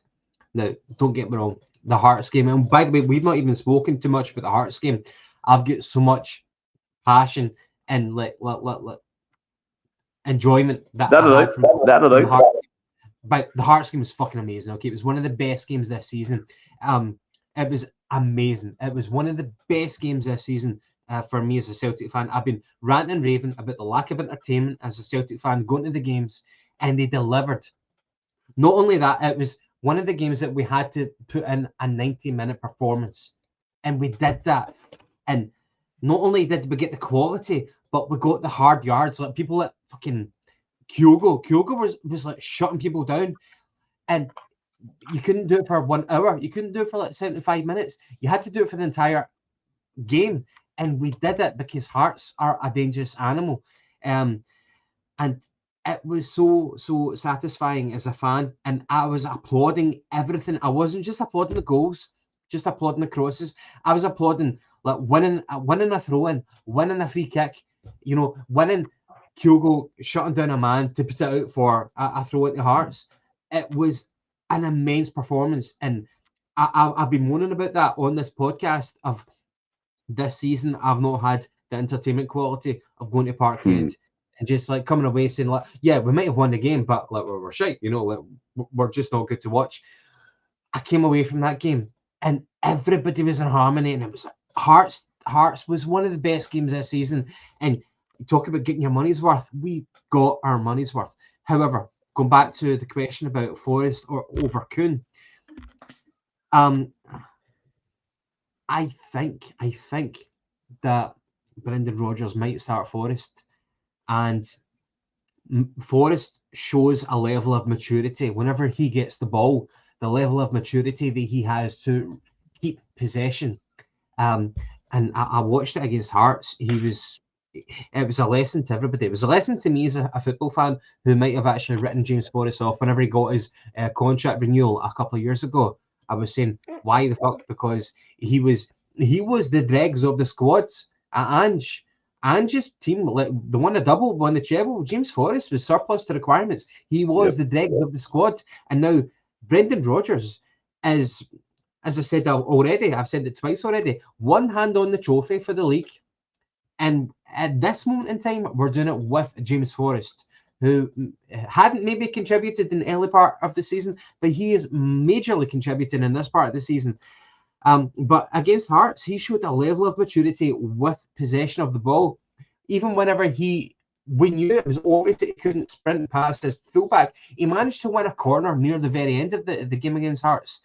And he just kept it on one side of his foot, and he shadowed the guy off the ball. He just uses physicality in a sentence with James Forrest against the Hearts fullback, and the fullback couldn't get around him, and the Hearts fullback ended up putting it out for a corner, and I just stood up and I'm like applauding James Forrest, and that was the entire game for me. I was applauding things which you normally wouldn't applaud for, because you were with the team every moment, every inch, because you knew how important that victory was for us to set us up for this weekend. It was so important, and I was buzzing. I was buzzing for the game, and it entirely delivered.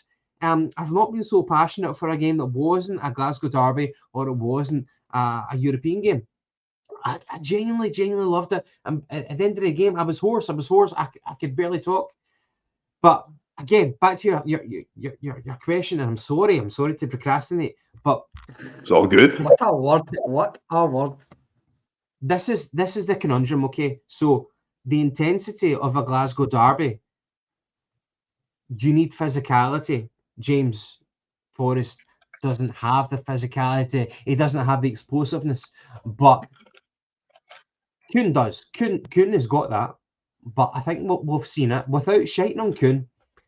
Kuhn doesn't have the maturity about taking chances. I think he likes to cut inside, and he can play that lofted over ball, that hanging ball. He can do that, but apart from that, he's quite readable. Kuhn has got fantastic pace. Let's not get it twisted. He can, if he really wants to, he can take the full back for pace and beat the full back, and he'll, by all intents and purposes, he will be up against Yilmaz. Barisic will not start. Yilmaz will start. Yilmaz is the better of the two fullbacks, but it's clear as the nose in your face that Forrest, whenever you give him the ball, he will protect the ball, and it's the conundrum. Do you start Kuhn and then bring Forrest on for the last half hour, or do you trust in Forrest because Forrest has been impeccable for the last few games, and Forrest is also a goal threat as well. He can drift into that kind of off the box outside, and he's effective. So, Stephen, your question was, who do you start? I need to start Forrest, but I'm aware of the jeopardy, because if he's up against a fullback who just wants to bomb forward and back, how long can Forrest do that? We saw Yang, and I'll give the microphone to Franny. I won't take too long, sorry. But we saw, yeah, no, you're fine, mate. We saw the danger with Yang. Yang doesn't have a football brain. He doesn't have a football brain. I'm not meaning to shite in the guy, but he should have shown Matondo down goal side, but Matondo came inside and he curled in a beauty of a shot. Forrest, if he's in that position, he's cuter than that. He wouldn't allow that to happen. But Yang isn't going to be the guy. It's either going to be Kuhn or Forrest. Kuhn has got more football and IQ than Yang, but Kuhn has not. He's not. He kind of flatters to deceive sometimes. So I'm going to go with Forrest, but I'm aware of the jeopardy. If the physicality overcomes Forrest, then we need to change it. So, yeah. But that's it. Okay, I'm sorry. No, Gav, I love that. Hold the microphone for as long as you want. Go through the whole Hearts game. It's good to see that passing. Like you said, it's been missing for a couple of months now in terms of what we're seeing from the team. And look, by all accounts, what I've been hearing, the reports finally from the Hearts game, the support were on side, cracking atmosphere. It was basically like a European game in terms of what it was building up to be, what it actually was in terms of a 90-minute match, and we played really well across it. But and like what Gavin said here, the conundrum is it Jamesy or is it Kuhn? I think the issue is with Kuhn, he's yet to fully take a game by storm. You see flashes of brilliance, you see the technique, you see him playing the lofted assist that he's done a few times to that back post. But then there's some times where he cuts in and he has a chance to shoot, he hesitates and he doesn't make the right choice and he's gone back on himself, and that can be a bit frustrating. And what we've seen with James over the last couple of weeks is kind of a resurgence in him, his confidence. He looks fit, he looks sharp, he looks quick again. And we all know the impact that Rodgers had on him the first time around in terms of when he came into the team. I think James Gav was probably surplus the requirements when Rodgers first came in, but he kind of re-energized him, and he was a main part of that team, going on obviously to be in Invincible travels and the stuff that came after that in terms of all the other trophies we won at that time period. It is a tough question. It is a tough one because, as I said, the Gav before you went away there, Franny, that Maida's nailed on the Occupy Tavernier. So the only conundrum, the only thing that I can really see, the question marks the right hand side. Where do you stand on it at the moment? Nah, I do agree. Like, Maida's nailed on for left wing. No questions there. And for me, straight off the bat, I'm going ahead. I'm probably picking Forrest on this, just on form. Kuhn obviously came in in the January, wasn't great when he first came in, but obviously then it transpired he had a medical issue and he'd lost some weight, so he wasn't fit. And it seemed to coincide with an upturn in form, so there's no denying the guy played well and Kyogo was playing well. We had a wee bit of form then as well, and we were playing the ball faster. Like Kuhn has got pace. He's got a bit of trickery about him. He likes to come inside, and I feel like when he was on that bit of form, when he came inside, he was taking that shot or he was clipping that floated ball over at the back post, if you like. But now it just feels like you said, Stephen, it takes that extra touch and maybe just eventually just finds himself playing his way into traffic when he comes inside, and he'll either lose the ball or sometimes he does retain the ball, but it then just kind of comes a wee bit congestion. You're having to go back out and recycle and start again. So for me, Forrest has hit a bit of form.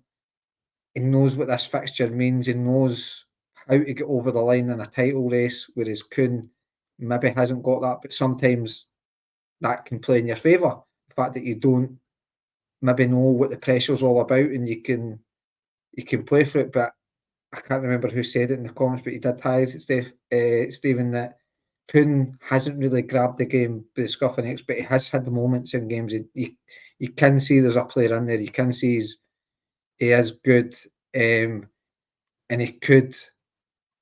I do agree with Gav. I think it'll be Yilmaz that'll play if he's. I believe he is, but I don't see. I think he will be in. It could be one that could go on a wee bit of trickery. Equally, James Forrest could have him as well. For me, I'm going Forrest just simply on form.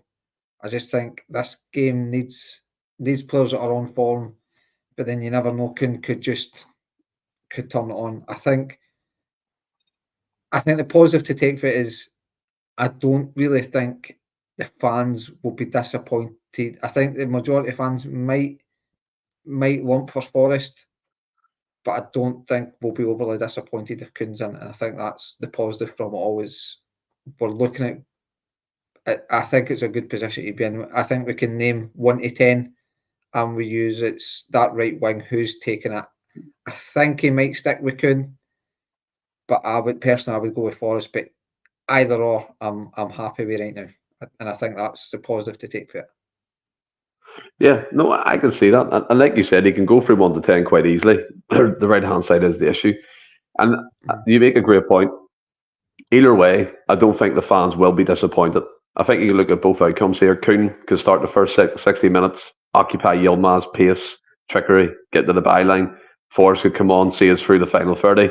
Or you could flip that. Forrest could see through us like the first 60 minutes, experience, know-how, knowledge. I think it was Chill Pill said it in the comments. It's not just about ability in these games, it's the experience of playing in the Derby fixtures, keeping it cool, ahead, picking the right moments to attack. So James Forrest would be perfect at that. So look, if I was to answer the question, I would go with Jamesy as well. I think he's shown the form, he's shown the goals and assists he can provide, and like what Gavin said, he was instrumental against Hearts at the weekend from what I've seen anyway of that match. But like, we'll kind of move on from that. Obviously, the Friday's podcast will go on to lineup predictions and things of that nature and key battles along the pitch. I always like doing them. But Gav, Rodgers came out today. I think it was today that interview was released on Celtic TV first. Wee snippets of it. He said that Celtic are entering a period of time now where they're the best version of themselves, a clean bill of health. Well, relatively clean. Well, not much injuries at the moment. We've got the likes of Rio Atate back, Carter Vickers back, Kyogo's fit and firing again. How important was it to have them players back for this kind of end of season run? And added to that as well, Rodgers, we talked about personnel and style a lot on Monday, but Rodgers can kind of implement what he wants to do with the best players available. Rio Atate makes a huge difference to that midfield. Having Carter Vickers at the back again brings that calmness, brings that experience, and that can only bode well for the squad get into these vital fixtures in the running. It enhances our chances of winning the game. I think that's obvious. That's obvious. What we should point out is that we have won these games this season with a weaker squad. We've managed to do it away from home, the first game of the season whenever we had Lager, Bielka and Scales. We have demonstrated that even whenever the bookies had them as favourites at Ibrox in the first game, the first Glasgow derby, that we managed to still beat them on their own turf with all their fans. Even better than that, all their fans managed to witness us scalping them. So we can do it with the weaker squads. Our chances are enhanced with a better squad, and that's what we've got. Cal McGregor coming back, there was a fear that he might be rushed back because of his experience in these games. However, there was one particular moment against Hearts where it was vindication personified. It was a vindication in a moment, in a glass bottle, if you were to witness what happened. And everybody who watched the game, who was there, and in the highlights, it was there for all to see. Counter-attack. Devlin is breaking on the ball on the right-hand side in the midfield from Hearts. He's a fast player. Cal McGregor matches him for pace. He nicks the ball with a sliding challenge. And then as soon as the ball breaks, he does another sliding challenge to take away from the other Hearts recovering midfielder. And he recovers possession for Celtic. That took a lot of physicality for McGregor, which I am the first to admit McGregor doesn't possess the best physicality for number 6, but he did that. He did that. And a lot of people have been saying it, Celtic Podcast have been talking about it. There's no actual video footage of Brendan Rodgers' reaction to it. People have been talking about it who actually saw it at the game. And I think I saw it, and it was the best, one of the best Brendan moments ever. And I am gutted that it's not been captured on footage. Brendan, whenever Callum McGregor did that, because again, it's a vindication. Everybody was doubting Brendan Rodgers putting McGregor in from the start. Whenever everybody was saying the safe option would be Iwata, because Iwata can do that job. Brendan did this. He did that, and it's not caught on footage. And it was a prolonged fist pump, and it was a proper Brendan Rodgers moment, and it is golden. I do not blame him for doing that. He owned the moment because he made the call, he was brave enough to do it, and his man delivered. And now he has every right to start Cal McGregor in the Celtic and Rangers game. And Cal McGregor has got every right to be confident in his own ability and in his own fitness to start the game against Rangers, because he demonstrated in that moment when we needed him to do it, we needed him to snuffle out that counter-attack. He delivered in that moment and everybody stood up. It was a brilliant feel-good moment. And there were so many different incidents in that game where you're like, fucking hell, man, I'm so glad to be here. And there were so many talking points about that game whenever you're walking back to your car, walking back to the bus to take you home. It was a feel-good game, and we've not had enough of that this season. And that particular moment was fucking felt across the entire stadium. It was beautiful. So we're coming back into this particular game this weekend with full fitness. Hatate, Kyogo. We spoke about the delivery to Kyogo, and we always thought it was about from the wings, which generally it is. We had Idah and we had Jota, two different wingers. And fast-flowing football, so many deliveries into Kyogo, where Kyogo could miss 4 opportunities, but you knew that he would get more than that to put it in the back of the net. Now it's a prolonged service into Kyogo from the wings. But we've got Hatate back, and we don't need to always feed it into Kyogo from the wings. We've got Hatate to feed it through the middle. And whenever you watch Kyogo during the games, Kyogo is constantly making movements, perpetual motion. And he's always throwing his hands up in the air, because he's like, well, that was a fucking opportunity to feed me, but you didn't do it. You shat it, or you don't have the ability. Kyogo is not afraid of showing his emotions. I love that. And Hatate's back in the business now, and Hatate did it against Hearts.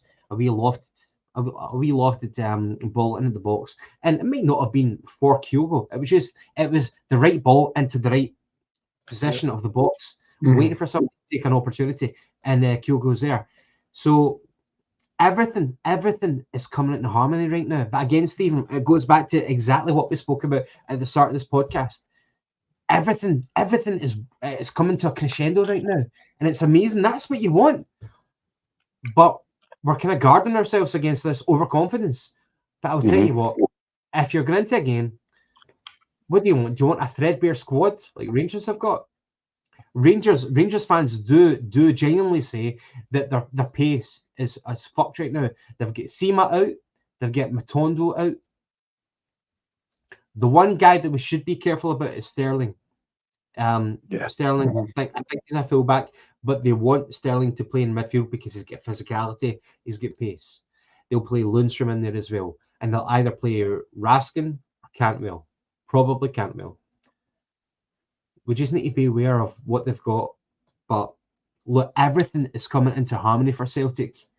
But that's a good thing. As us fans, we can get carried away with it, is what we are today. But guaranteed Rodgers will not be getting carried away with that, because he's delivered us through these moments of, trepidation before, and he does deliver. And that's why I feel secure as a fan. Yeah. I'm loving that energy of you, Gav. It's like music to my ears. It's fantastic to see you so passionate and so up for this game, and like we all are. And look, and again in the comments, I can see there's a bit of to and fro between a couple of people. Just relax. We're all here talking Celtic. We're having a laugh. And I mean, it's a Wednesday night. We're on hump day to the derby game, so let's cool it down. Remain civil. And like the Franny put in the chat there, which is thing. But I mean, you look at it, Franny, and feeding off the energy Gav said, it is the best version of what Celtic could be at this moment in time, not only player-wise, but supporter-wise. It's like we've put all the issues that we know still there, we put them behind, and we're supporting the team. The Green Brigade, the boys group, creating the noise. Every other supporter following along with that. I think there was some supporters in the stadium doing the huddle, which is something I haven't seen for a very long time at Celtic Park, and that was back again in full flow. And he always speaks about the Holy Trinity. It might not be the top now, but it's the team and it's the fans are in sync. And the word Gav used, crescendo, like it's a fantastic word. But I'm not going to steal it off you. But it's vital that we did all put it together at this business end of the season. You've got the key players back again. You've got different variations that we can play, different styles, like Rio Tate, like you said, Gav can play different balls than what the midfielders before him could. And the confidence, and yeah, we're being have our guard up, especially myself. But it is nice to feel that way going into the derby game instead of being like, what's going to happen? What's going to happen here? What's this outcome going to be? But we have done it the whole season with a Fredbear squad, with injuries left, right, and centre. And just now, Wednesday, middle of the week, touch wood, Roger says we're the best version of ourselves into this game. And that's a fantastic thing to hear from the manager. Well, I think it helps, obviously, maybe build that sort of confidence within the fan base with it being a home game. Yes, there will be nerves within the fan base. It's just the anxiety levels, but it's just natural, especially. Who the fuck is John James? I haven't got a clue who that is. I don't know. But so maybe. Like it's obviously it's true in what he's saying when you look back at the season as a whole. It's pretty much from what we've got pretty much nearly every player available to pick from. I feel like so we can pick our best 11. Guys are just like McGregor, Hatate are obviously just getting back up to speed. They've came back in and they're obviously just building week on week. Forrest has obviously came in of late and has shown that he's still got a worth in there. So it is the best version of Celtic that we as fans are getting to see as well. And maybe, as I say, maybe again we'll talk about Rodgers with the psyche, the mentality, how he knows how to deal with these fixtures. He's been over the course plenty of times. And maybe what he's doing is he knows, I mean, us as fans know there will, the chances of us blowing Rangers away, like if you look at every game this season against them, it's been tight in the main. Apart from the first 45 minutes in the last game at Ibrox, we should have been buried them and they should have been way done the first 45 minutes. But they came back into it. And Rodgers and the players, and in fairness, I think the majority of the fan base will know that the likelihood is there'll be tricky moments in this game. There'll be sticky moments where Rangers are on top. They'll have chances. They'll maybe have spells where they're on the ball a lot and we're not necessarily last ditch defending, but we're not having the ball as much as we want in areas we want. And maybe Rodgers is saying we've got the best version of Celtic just because fans naturally, especially these games, but also at this late in the season, what it means with being a home game, fans might show a wee bit of nerves, anxiety, moans and groans at when maybe a wee loose pass or a player doesn't make the right decision or something. Maybe not necessarily lead to a goal or anything of note, but it might just raise, just within the fan base, the anxiety might just sort of rise a wee bit, and that might feed onto the park. So maybe Rodgers is trying to calm a fan base in a way that, in any way that he can, to try and. I mean, I believe, like, also I watched the game on Saturday, and you could tell by watching on the telly the fans were right behind the team. I've heard folk even saying there was moments where it felt like a bit of European, like just roars for the sake of roar, like a roar that would just happen. Not necessarily something happened in the game, but it was just a moment where fans just collectively just started roaring. It was getting louder and louder and things like that. So I think he knows the fans will be with them. But I think maybe his comments saying the best person is Celtic we'll see now is maybe also a wee bit to try and calm the fans that will naturally show a wee bit of anxiety, a wee bit of nerves, a wee bit of frustration on Saturday. Because I do believe, as much as some fans might think we'll pump them up, I do believe there will be moments in that game where Rangers on top of us and putting us under pressure, and maybe Rodgers, as I say, just subconsciously trying to calm the anxiety where he can. Yeah, no, I totally agree with that in terms of the anxiety levels, which will build up towards the kickoff of this game. But look, we're going to round this off in terms of the quiz. Currently, it's 7-4 to Gav. What I'm going to ask you to do is, again, comments off. Mm-hmm. So let me know when that's done. Done. Yeah. Done. So It's currently 7-4. I found a general knowledge quiz. It's labelled pub quiz. You've been in pubs, so you know how the pub quizzes go, right? It should be a bit of crack. First to 20. Jesus.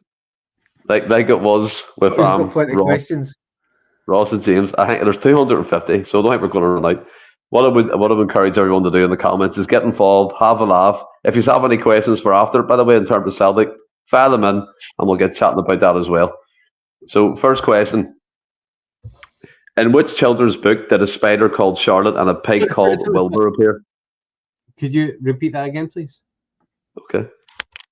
In which children's book did a spider called Charlotte and a pig called Wilbur appear? Charlotte's Web. Charlotte's Web. Franny, you got it. 7-5. What's the biggest animal in the world? Giraffe. An animal. Depends how you look at that.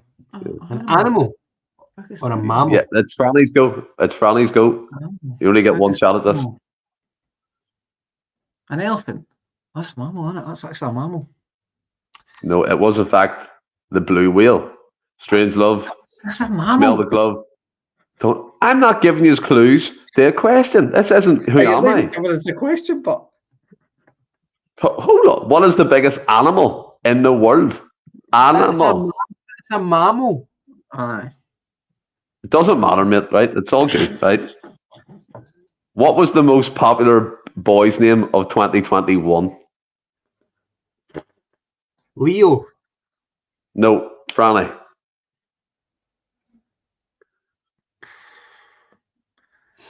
Sonny. Oliver. Still 7-5 to Gav. From which US city do the band The Killers originate? Las Vegas. As 8-5. Yep. To Gav. What is the name of the coffee shop in the US sitcom Friends? Central Park. Yeah, 8. Is it 9-5? 9-5. 9. Gav, yeah. 100%. Which planet has a pink sky? Mercury. Nope. Over to you. Franny. Oh, what's me? I'll stop. Annie,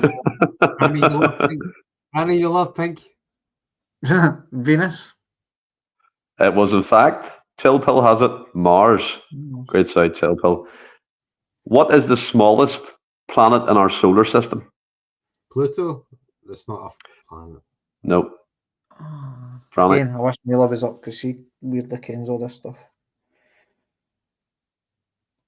Do I need for him to make another choice before I can do my choice? Yeah. Try to remember them all right now. Brown Warrior, you have it correct.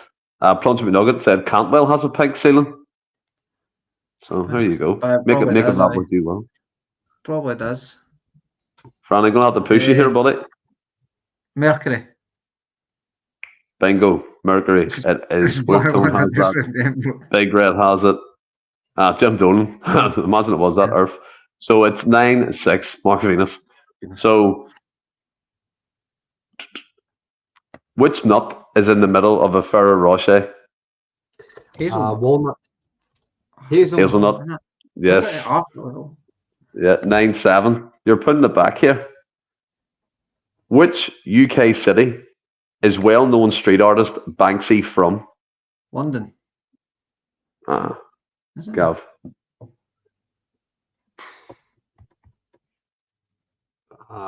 It's either. I'm Tom Rogan. Queen. Is that a street? I don't know. Brown Warrior, no. But you're along the right lines. Robert Davies says Belfast. I've never bumped into him. No many have, mate. Well, you give up, Gav? No, I'm thinking.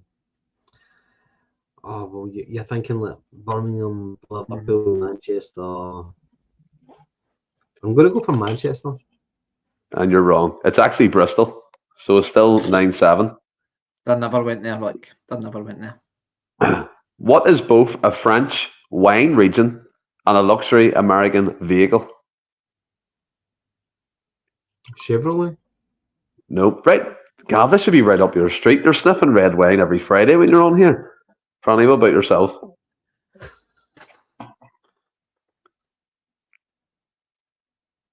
Don't know, mate. Don't know. I can't think of cars.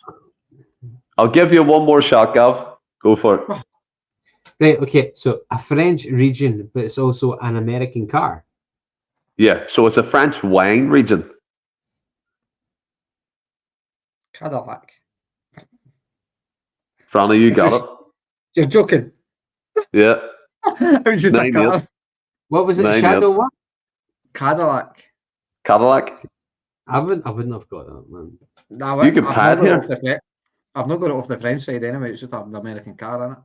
What colour is found on 75% of the world's flags? Red. 10-8. Great shout.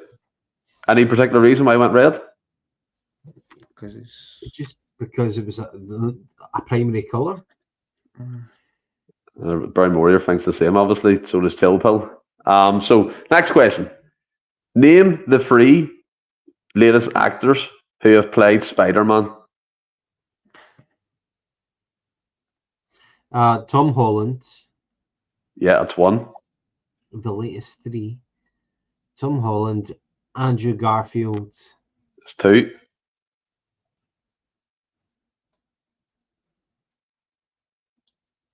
Not a clue. I've watched them like that. Tom Holland, Andrew Garfield, and you're like me, Franny. I have no idea.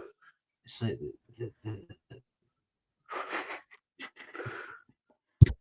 it's the first guy who's a wee bit geeky looking. Strangelove the Doctor has it. Tom Holland, Andrew Garfield. Give him the point for that. He's got 2 out of 3. I can't do that. That's not how it works. I'm not going to get the other one. Like, I'll have to push you. You've got 5 seconds. He's basking in the glory of being Spider-Man. He's done fuck all since then. I thought you meant me, and that's fucking Spider-Man. He's got black hair. He's got black hair. He kissed Kirsten Dunst, who was the girl in the original Spider-Man. I could point him out in a lineup right now, but I couldn't tell you the guy's name. Going to have to stop you there, Gav. It was, in fact, Stephen Kennedy, Tobey Maguire, Tom Holland, and Andrew Garfield. So it's still 10-8. Next question. What is the name of the evil head teacher in Matilda? Oh, Mr. Trunchbull. Mr. Trunchbull. Yes. 11-8. 11. I've watched Matilda over and over again. You get acting it now. Anthony Dunn, Perry are disgraced for not knowing that straight away, to be honest. He would have been on that like a Harvard shark, 100%. Right. Who wrote The Catcher in the Rye? Catcher in the Rye. Stephen James King. Joyce. Is he a joint? James Joyce, he said. I guess it's James Joyce. No, it was J.D. Sealinger. Right, so there you go. Still 11-8. We're getting to 20. By the way, I'll do the same thing I did to Ross and James. Once we get to 20, we can talk Celtic again in football. So the pressure's all news here. Is this the first of 20? Yes. It's 11-8. Sharpen it up, mate.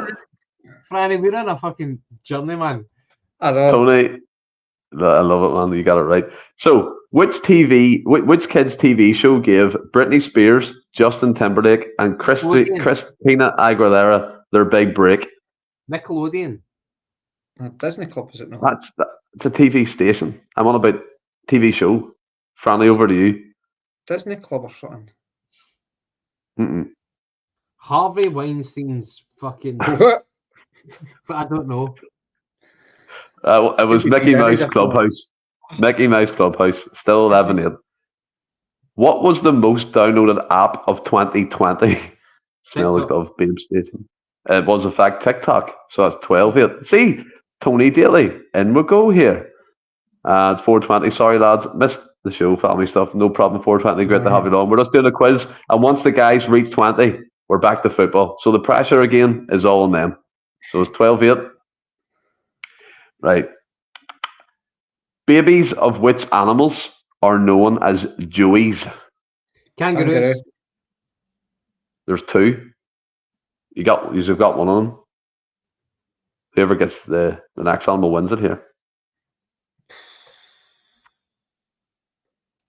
Kangaroos is correct, but there's another animal. Well, it's not a Tasmanian devil. Remember that TV show? I loved that when I was a kid.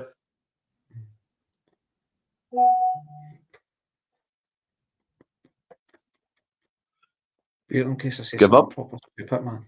I give up, man. Aye. Right, so it was koalas and kangaroos. So there you go. Still 13-8 to Gav. Right. Which Italian city is Shakespeare's Romeo and Juliet set? Venice. Oh. What was that, Gav? Sorry? I I didn't hear you. I said Venice, but I think it's wrong. You're wrong. Franny, what did you say? Rome. No, it was Verona. So it was. Right, now it's on the music here. So you make it this better, right? So still 13-8 to Gavin. What song is this lyric from? Is this real life? This is just fantasy, caught in the lies, give her reality. Open your eyes! Are you going to give me an answer or sing the whole tune, mate? What's the song called? I'm just a poor boy from a poor family. What's that song called again? Bohemian Rhapsody. Yes, that's it. 14-8. Blank, man. Oh my God. Right. Which Maroon 5 song did Cardi B feature on in 2017? I don't fucking know, Stephen. Why you just give me grief like I made this question? Like, you're all buzzing for Bohemian Rhapsody and then you're like, oh, I don't know, man. It's not me doing it. Literally one of the biggest songs in the world. It was Girls Like You, all right? Oh, what is the name of Miley Cyrus's father? Billy Cyrus. What? Billy. Yeah, 15-8. You got it right. Say father. I guess by father you were meaning father. Father? Spell that. Uh-huh. Which rock band are James, Lars, Ron, and Dave in? Run DMC? No. Franny?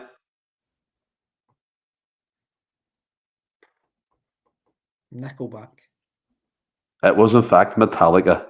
I mean, mentally you didn't know that. Run DMC. Mentally you didn't know that. Right. Hold on. Right.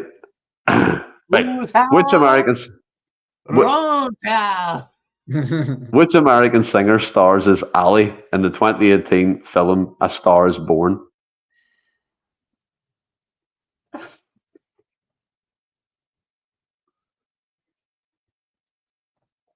Currently 15-8.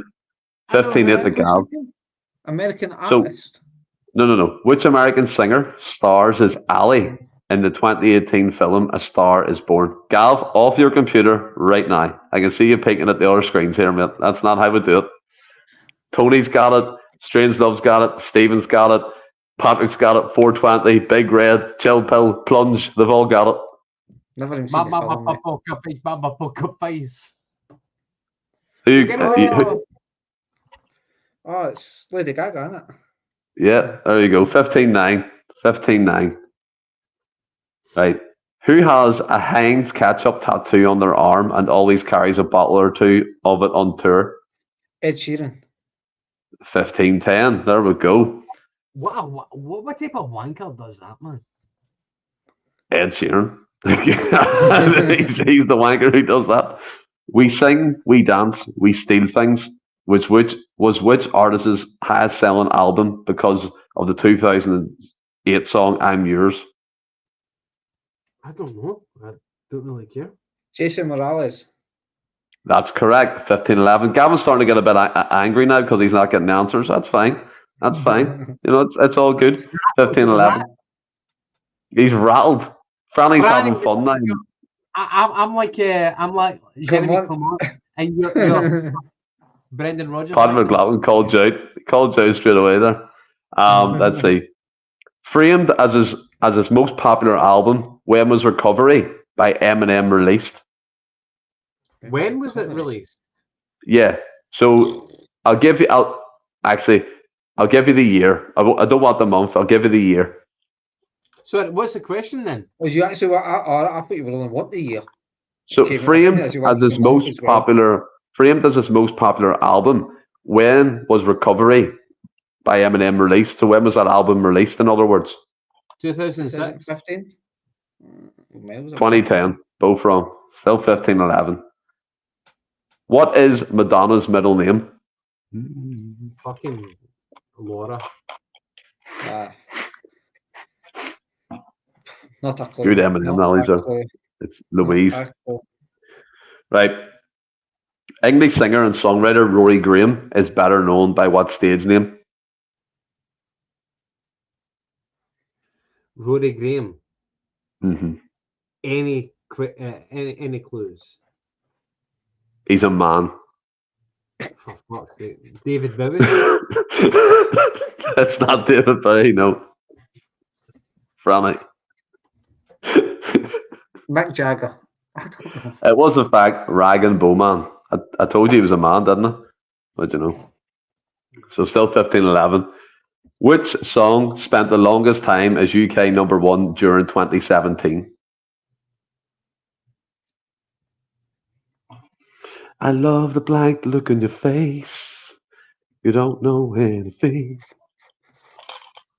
Was it that female artist? I get a fire someone like you. I wish nothing but the best of you. Adele. Don't forget me. I swear. It was in fact Shape of You by Ed Sheeran. Still 15-12. From which country do ABBA originate? Sweden. 15-13. I heard Franny first. Sorry. Right. Every now and then, I get a little bit nervous that the best of all the years have gone by. These are lyrics from which 1983 hit? Turn around. Franny, do you want to have a go at this? Nah, I'll never get it, mate. I'll be honest. Probably not. Total eclipse of the heart. Oh, is it? Bonnie Tyler. Yeah.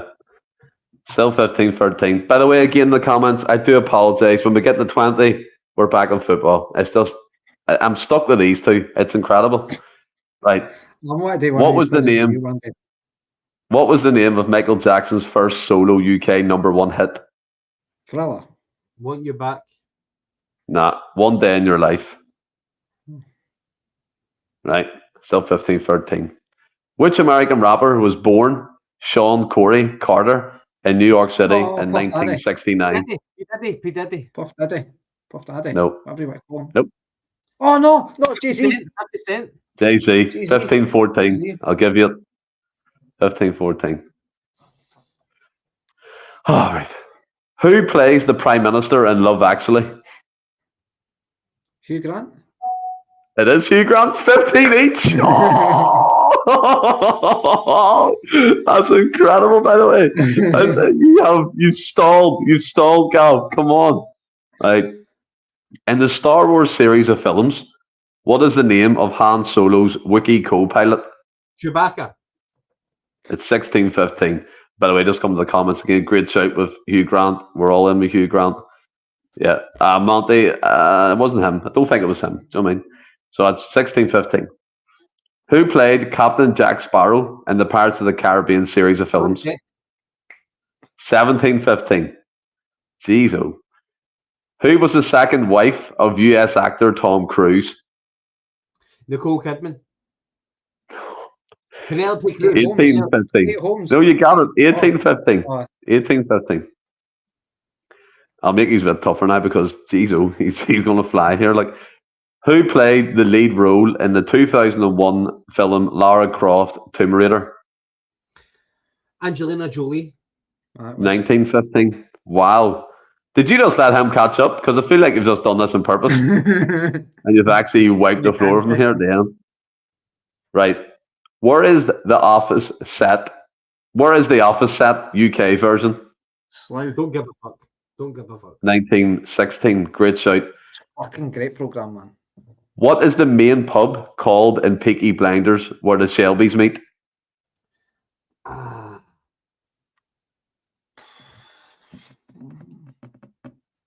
1916. That's a remember.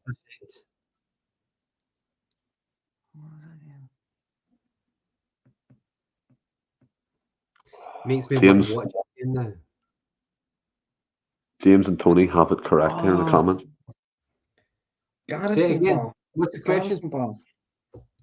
Franny, you got it. Yeah. 19. What was it? 19. The Garrison. The Garrison Tavern. Well done. 1918. For what movie did Steven Spielberg win his first Oscar for Best Director? No. Gav, over to you. E.T. It was, in fact, Schindler's List. Right, okay. Right. Where were the Lord of the Rings movies filmed? New Zealand. 2018. Absolutely. By the way, it was absolute great crack. Everyone in the comments got involved as well. And as I said, that's us back on the football chat. If there's anything you want to chat about, we're going to be on for like another 15 minutes. So anything you want to chat about, fire it in. We'll have a wee brief chat. But it was great. I mean, look at this. Tony's in with the right answer. Smell the glove. Anton, Big Red. Great effort, Franny, coming back as well. But look, I just wanted to touch upon, obviously, the double pivot. We kind of side roads, and we do talk about football, but it's not Celtic always, Franny. And something to see today was Martin O'Neill. I know recently he got the LMA chairman role or something along that line anyway, where he looks after managers and stuff here in the English leagues. But he's been linked with a return to management with Romanian club Rapid Bucharest. He's 72. I mean, could he still do a job? Probably, to be fair. I mean, look at Roy Hodgson, right into his 76th birthday. He was managing clubs, so it can be done. But what I wanted to speak about with Martin, he's been in a few things where he's been on stages talking about his time at Celtic. Obviously took a high-profile position with the LMA. what's some of your favourite moments of him as Celtic manager in these Derby games? Any games stand out? Any players stand out from his time in the Derby games? The obvious one would obviously be the 6-2 game, his first Derby game. That would be obvious. Players Chris Sutton and Alan Thompson. Obviously, again, he never signed Henrik Larsson, but Henrik Larsson would always be an obvious one. But Alan Thompson, Chris Sutton always had big moments. I felt in these games. Even Stan Pestrov, he brought him on leaps and bounds. But if I'm probably picking one, I think it's the obvious one for me. It's the 6-2 game. How can you not enjoy that first game for Martin Neil? I watched the highlights of that game today just to kind of refresh my mind. On you go, Gav. I watched that in regards to that. I seen the Stilian Petrov header as well. Mm-hmm. The goals from Henrik Larsson. His header at the end was fantastic, by the way. I think that doesn't get looked at enough, the way he guided that in, and obviously the chip and stuff like that. See within Martin O'Neill and his time with Celtic, where would you rank him? This is going to be a tough one, but like you look at Strachan, decent record. Lenny, same. Postecoglou, the same. Actually better Roger to be better Strachan. Aye, 100%. Rogers is the outlier in terms of his record, but in terms of these high pressured environments, where would you rank Martin from them managers? I think he's number one. Did he play the best football? Probably not. Postecoglou probably played the better football. Brendan Rodgers also had a very successful period when he was here, but I think you can argue, I think it's fair to say that he wasn't up against the strongest challenger at the time. I think Martin O'Neill wasn't necessarily, obviously was, as time would tell you, it wasn't a level playing field, but Martin O'Neill came in, showed a bit of respect.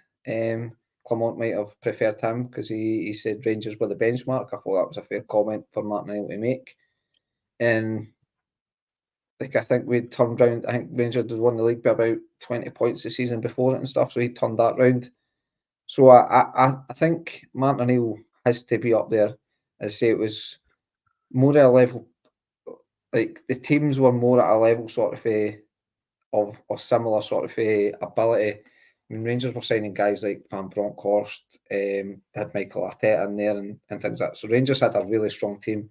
And obviously Martin O'Neill built a strong team bringing in, I don't actually think he brought in Phil Harren. Did he bring in Phil Harren? I'm not sure, but obviously had that guys like Mialby, Phil Harren there, obviously inherited Bobo Balde, brought in Sutton, Lennon and Hartson. So the market was, I'm not saying, it was certainly easier to attract some players back then as well. And Martin O'Neill also got a bit of war chest to do that. But for me, out of recent history for managers for me, I think Martin O'Neill has to stand above the rest, just with all the factors there. Strachan, I was the same at the time. I probably gave Strachan a lot of stick that he didn't deserve. I think folk have appreciated Strachan, certainly myself, after he wasn't there. He was kind of the one that had to strip back what Martin O'Neill had built essentially, and suffered a wee bit for that because he was cost cutting. But what Strachan done, was it twice he qualified for the last 16 in the Champions League? Yep. They were Gary Caldwell, Paul Telfer, Lee Naylor, McManus, guys like this, Paul Hartley, Barry Robson, things like that. So he done it with maybe not guys so pleasing on the eye, I feel like, but for me, Martin O'Neill has to be. Can I just no. Go ahead, Gav. It was just a comment, and I can't actually find it, but somebody said that Martin O'Neill was the first Celtic manager who was financially backed, and I'm not saying that I'm well equipped enough to say for sure, but Martin O'Neill, if he was the only one who was financially backed, then why did we have to rein it back financially after he left? So we had, obviously he was the man buying Neil Lennon and Chris Sutton for like 6 million, 5 million, and Alan Thompson for X amount of money, and a few other people, Valharen, Mialby. Mialby was before then. I get proper money was spent. Proper money was spent with Martin O'Neill, and we saw what we got to achieve. But whenever you say that he was the only one who was financially backed, at the same time, we knew that it wasn't financially sustainable. We couldn't do that year on year on year. We had to generate a profit and get money back. We went 30 million in the red. That's why. Right? Okay. Well, so we could not sustain that. Mm-hmm. So that's he just froze again. I think he's froze. Mid-answer the point. I think obviously what Brown Warrior's saying where he went, I think that's the point Gav was making. Oh, he's back. Gav, what were you going to say there? I guess what I was saying was it was brilliant to see what we could achieve with that sort of money, but I think history showed that we couldn't sustain that year on year on year, and that's why we brought in Gordon Strachan, and that's why we brought in Peter Lawwell, which is what I mentioned earlier on in the podcast about a chief executive with an accountant's mentality, because we had to balance the books. We couldn't sustain that. If we did sustain that, would have been like fucking Rangers. And if you look at what Rangers achieved with the money that they had under like Walter Smith and stuff like that, under David Murray, that was not sustainable. It was brilliant to see what we could do with that sort of money, but it's not it's not sustainable, and it's a fairy tale. It was brilliant to see. It brought us brilliant memories, but unfortunately, reality bites, and we had to rein it in. We had to bring in Gordon Strachan, who was such an unfashionable manager at that time. Brought in people like Paul Telfer and on the Mo Kamara. Was it Mo Kamara? The two fullbacks, Kamara and Telfer. They were the most unpopular acquisitions ever, and that was just a telltale sign of what was to come. And we had to kind of just bite in the gum shield and just realize this was our budget moving forward. And then we had to see these really, really awkward exits of like Alan Thompson and Chris Sutton, people like that, who were brilliant servants for Celtic. And we had to witness their exit, and it was not befitting of what they had achieved at Celtic. It was horrible to witness, but well, see, Gav, just to round up on that, right? Kind of bring her back to O'Neill. What I said to Franny before when you were off there, obviously managers throughout the history. My earliest memory is probably 2002, 2003 season, because I was really young back then. But Martin was my first memory, and watching him in his tracksuit on the line, celebrating goals, going mental, the Derby games, the Seville run, and things of that nature. But the Derby games in particular, I asked Franny a question in the round. Like, you have Gordon Strachan, you've got Neil Lennon, Ronnie, I suppose, Brendan first time, and then Ange, and then back to Brendan. Where would you rank Martin with them guys in terms of, first of all, the success he brought in the Derby games and his management of them as well? I mean, Franny referenced the 6-2 game. That was a marker for that season to go on and win the treble, because the 90s were behind us. It was a new era. I think Martin built the foundation for that. And like you said, with the investment and things, that got tailed back. But if we're talking about him purely as a manager, and Rapid Bucharest seemed to want to take a chance on him in Romania, and this is mad, because he's a Celtic legend, and in the comments they're saying he's number one. But for you, out of the guys I just mentioned, would he be number one for you? The question is, who's the best manager? In terms of the Derby games, if it does talk about Derby games in particular, I know Rodgers and his record, but Martin and his impact as well has to be considered in that. I think man management, budget aside, man management, probably Martin O'Neill. And I think the effect that he had, because he wasn't there day in, day out. He left the coaching to the other staff. But when he came in at the end of the week, when the game was building up for the weekend, then he would make his appearance. and then people were aware of his presence, and that they had to kind of like step up to the standards. Probably from a man management point of view, Martin O'Neill would be the man that you would want to be there on the day.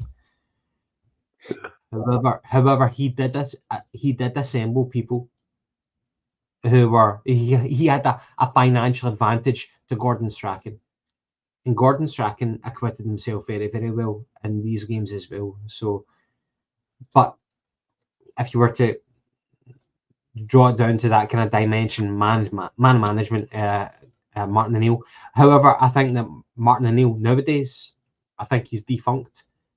Without shitting on him, without being disrespectful, I just think that the game has changed so much that Martin O'Neill would not be an effective manager now. And same as Gordon Strachan. I think that the game is kind of passed him by. They had their day in the sun. They made a lot of hay, but the game is kind of passing by. But for the time, regardless of budget, regardless of gathering a personnel for the one particular day, Martin O'Neill for man management, he was the best man for that job. Yeah, no, I do agree with that. In essence of what I said, he built the foundations for years to come, and the success that we've kind of attributed towards the team at this moment in time. And Franny, look, to kind of talk about something that came out today, Jens Lehmann, former Arsenal goalkeeper, Invincible, with Arsenal. Apparently, he's trademarked the Invincible tag, and he was raging that other clubs were using it, and he's paid upwards of 30 grand to make this his own, and for his group of players that he labelled in that Invincible team. For me, it's petty, stupid, and let's be fair, regardless of standard of league, we done a complete Invincible treble of both domestic cups and the league trophy available. So we are invincible. Jens Lehmann's being a bit of an entitled prick. What do you think about this? I know it's a bit of fun here, but he's a bit of a bellend for doing that. Oh, it's a massive bellend, mate, and I wonder if some of the other players are in it and how they feel. I mean, it's a great achievement. As you know, I like Arsenal, so it's a great achievement. But that was there 20 years ago. Yeah, and I think all Jens Lehmann's doing is try to live off it. It's try to stay there, because obviously Arsenal, it's been a long time since Arsenal's actually won the Premier League. They might well do it this season, but I mean, to win, go a league campaign unbeaten is fantastic. It is really good. But I believe Nottingham Forest done it well before Arsenal, so Nottingham Forest not allowed to say they're invincible. Bayer Leverkusen's went this season invincible. They're not allowed to do it. I mean, fuck, Rangers done it as well. So I mean, teams, yes, it's very rare, but we, like, not to discredit any other team doing it. We done it domestically, went unbeaten domestically. So again, if you win the league and don't lose a game, then win both cups and can't call it invincible, then what do you say? I mean, you were invincible that season. So I think it is very petty for a guy that is obviously trying to stay relevant. I think some of the players in that team may still try, like, probably piggyback off it to stay a wee bit of relevance to it. But I think it is lauded within the English media, and rightly so. But I think, like you say, Stephen, league aside, the standard of the league aside, doesn't matter what league you're playing in, what standard it is, to go a full season undefeated should not be looked down on. I feel like it's, regardless of the division, regardless of the standard, to do that, and that goes for Bayer Leverkusen, for Nottingham Forest, for Celtic, to do that is phenomenal. Just to have that concentration level when you know the league's done, that we're still going to keep on it. Yep, I totally agree with you. And like what Franny said there, Gav, what can they call Invincible? Maestro, Invincible Treble. It seems like from now on, all the clubs who do it are going to have to ask Jens Lehmann for permission to use his trademark. It sounds like a legal question, but from what Franny said, is like he said Nottingham Forest have done it as well. So if a domestic team have went their entire season domestically unbeaten, then that is a feat in itself. So if Arsenal back in 2000 and what is it, 20 years ago? 2004, wasn't it? Okay, so 20 years ago. Okay, so if Arsenal achieved what has been done in the past, then that alone is not unique. So it's the term invincible. But it's so many people have reciprocated that feat since then. We've done it. Other people have done it in so many other world leagues. So why is Jens Lehmann waited so long to say, here, I've traded it, I've trademarked it? And the other thing is, if he really felt strongly about it, why are we not hearing it from his lawyers? Why is he just fucking saying, yeah, I've trademarked it? It sounds very, very casual, so I don't think we've got any legal worry to be concerned about.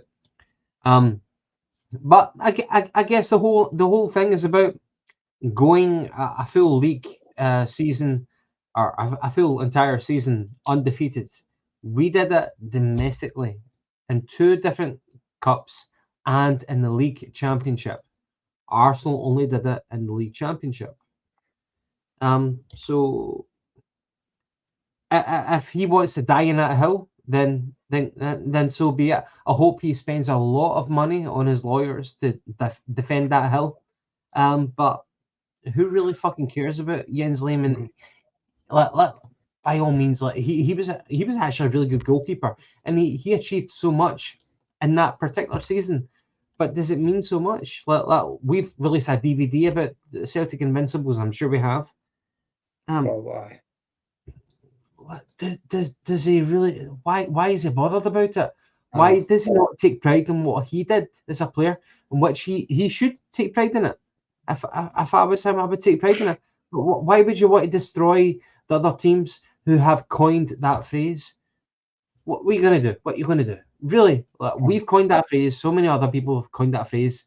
But the phrase is to kind of describe that season as being undefeated. And people have been undefeated before Arsenal in that season. So I don't know, man. He's just a German without a sense of humour. It's kind of a common thing, isn't it? But live and let live, man. Live and let live. Exactly, Gav. Exactly. And you know what we're going to do? We're going to look forward to Friday's podcast when we're going to chat about the Derby game in more detail. As I said, key players, lineups, battles across the pitch. Going to round off this evening. It's been a cracking podcast, a double pivot. Franny, have you enjoyed it? Loved it, mate. I do love these Wednesdays. Do love the Wednesdays. Yeah. And it seems like, Gav, now, it's natural for us to go over 2.5 hours. We've got 131 people watching live. If there's anyone new, I've seen a lot of new commenters in. Like and subscribe, the algorithm, all that jazz. It helps us along the way on our journey as a podcast. But Gav, have you enjoyed tonight? I have more than enjoyed tonight, Stephen. My expectations before were, relatively We'll get the Champions League semi-final, second leg, but at the same time we've got the Endless Celts podcast. I would actually like to say that I really enjoyed tonight. And on top of that, can I just say that, see the Jungle Gyms, like part of our kind of like merging with the Endless Celts, was it before the start of the season? No, it was at Christmas time. Around about Christmas time. No, hold on, fuck. Right, okay, right. No. Your head's away, Gav. Your head's gone. It was Christmas time. I'm pretty sure it was January we done this. Round about that time. I think it was. Really? The Endless Celts joined with the Jungle Gyms in January time. So we've only been doing this for what? 5 months? Yeah, 5 months. You know what I mean? It seems like a fucking lifetime. I hope that's a good thing, though. What I was going to say was, I have thoroughly enjoyed being a part of the Endless Celts. I have thoroughly enjoyed getting to know all you guys and all your idiosyncrasies, whatever that word is. Idiots. And finding out who are the annoying cunts in the Endless Celts. And of course, it's going to be Ross Moore, who's really been annoyed. Yeah. No, you guys have been really, really brilliant.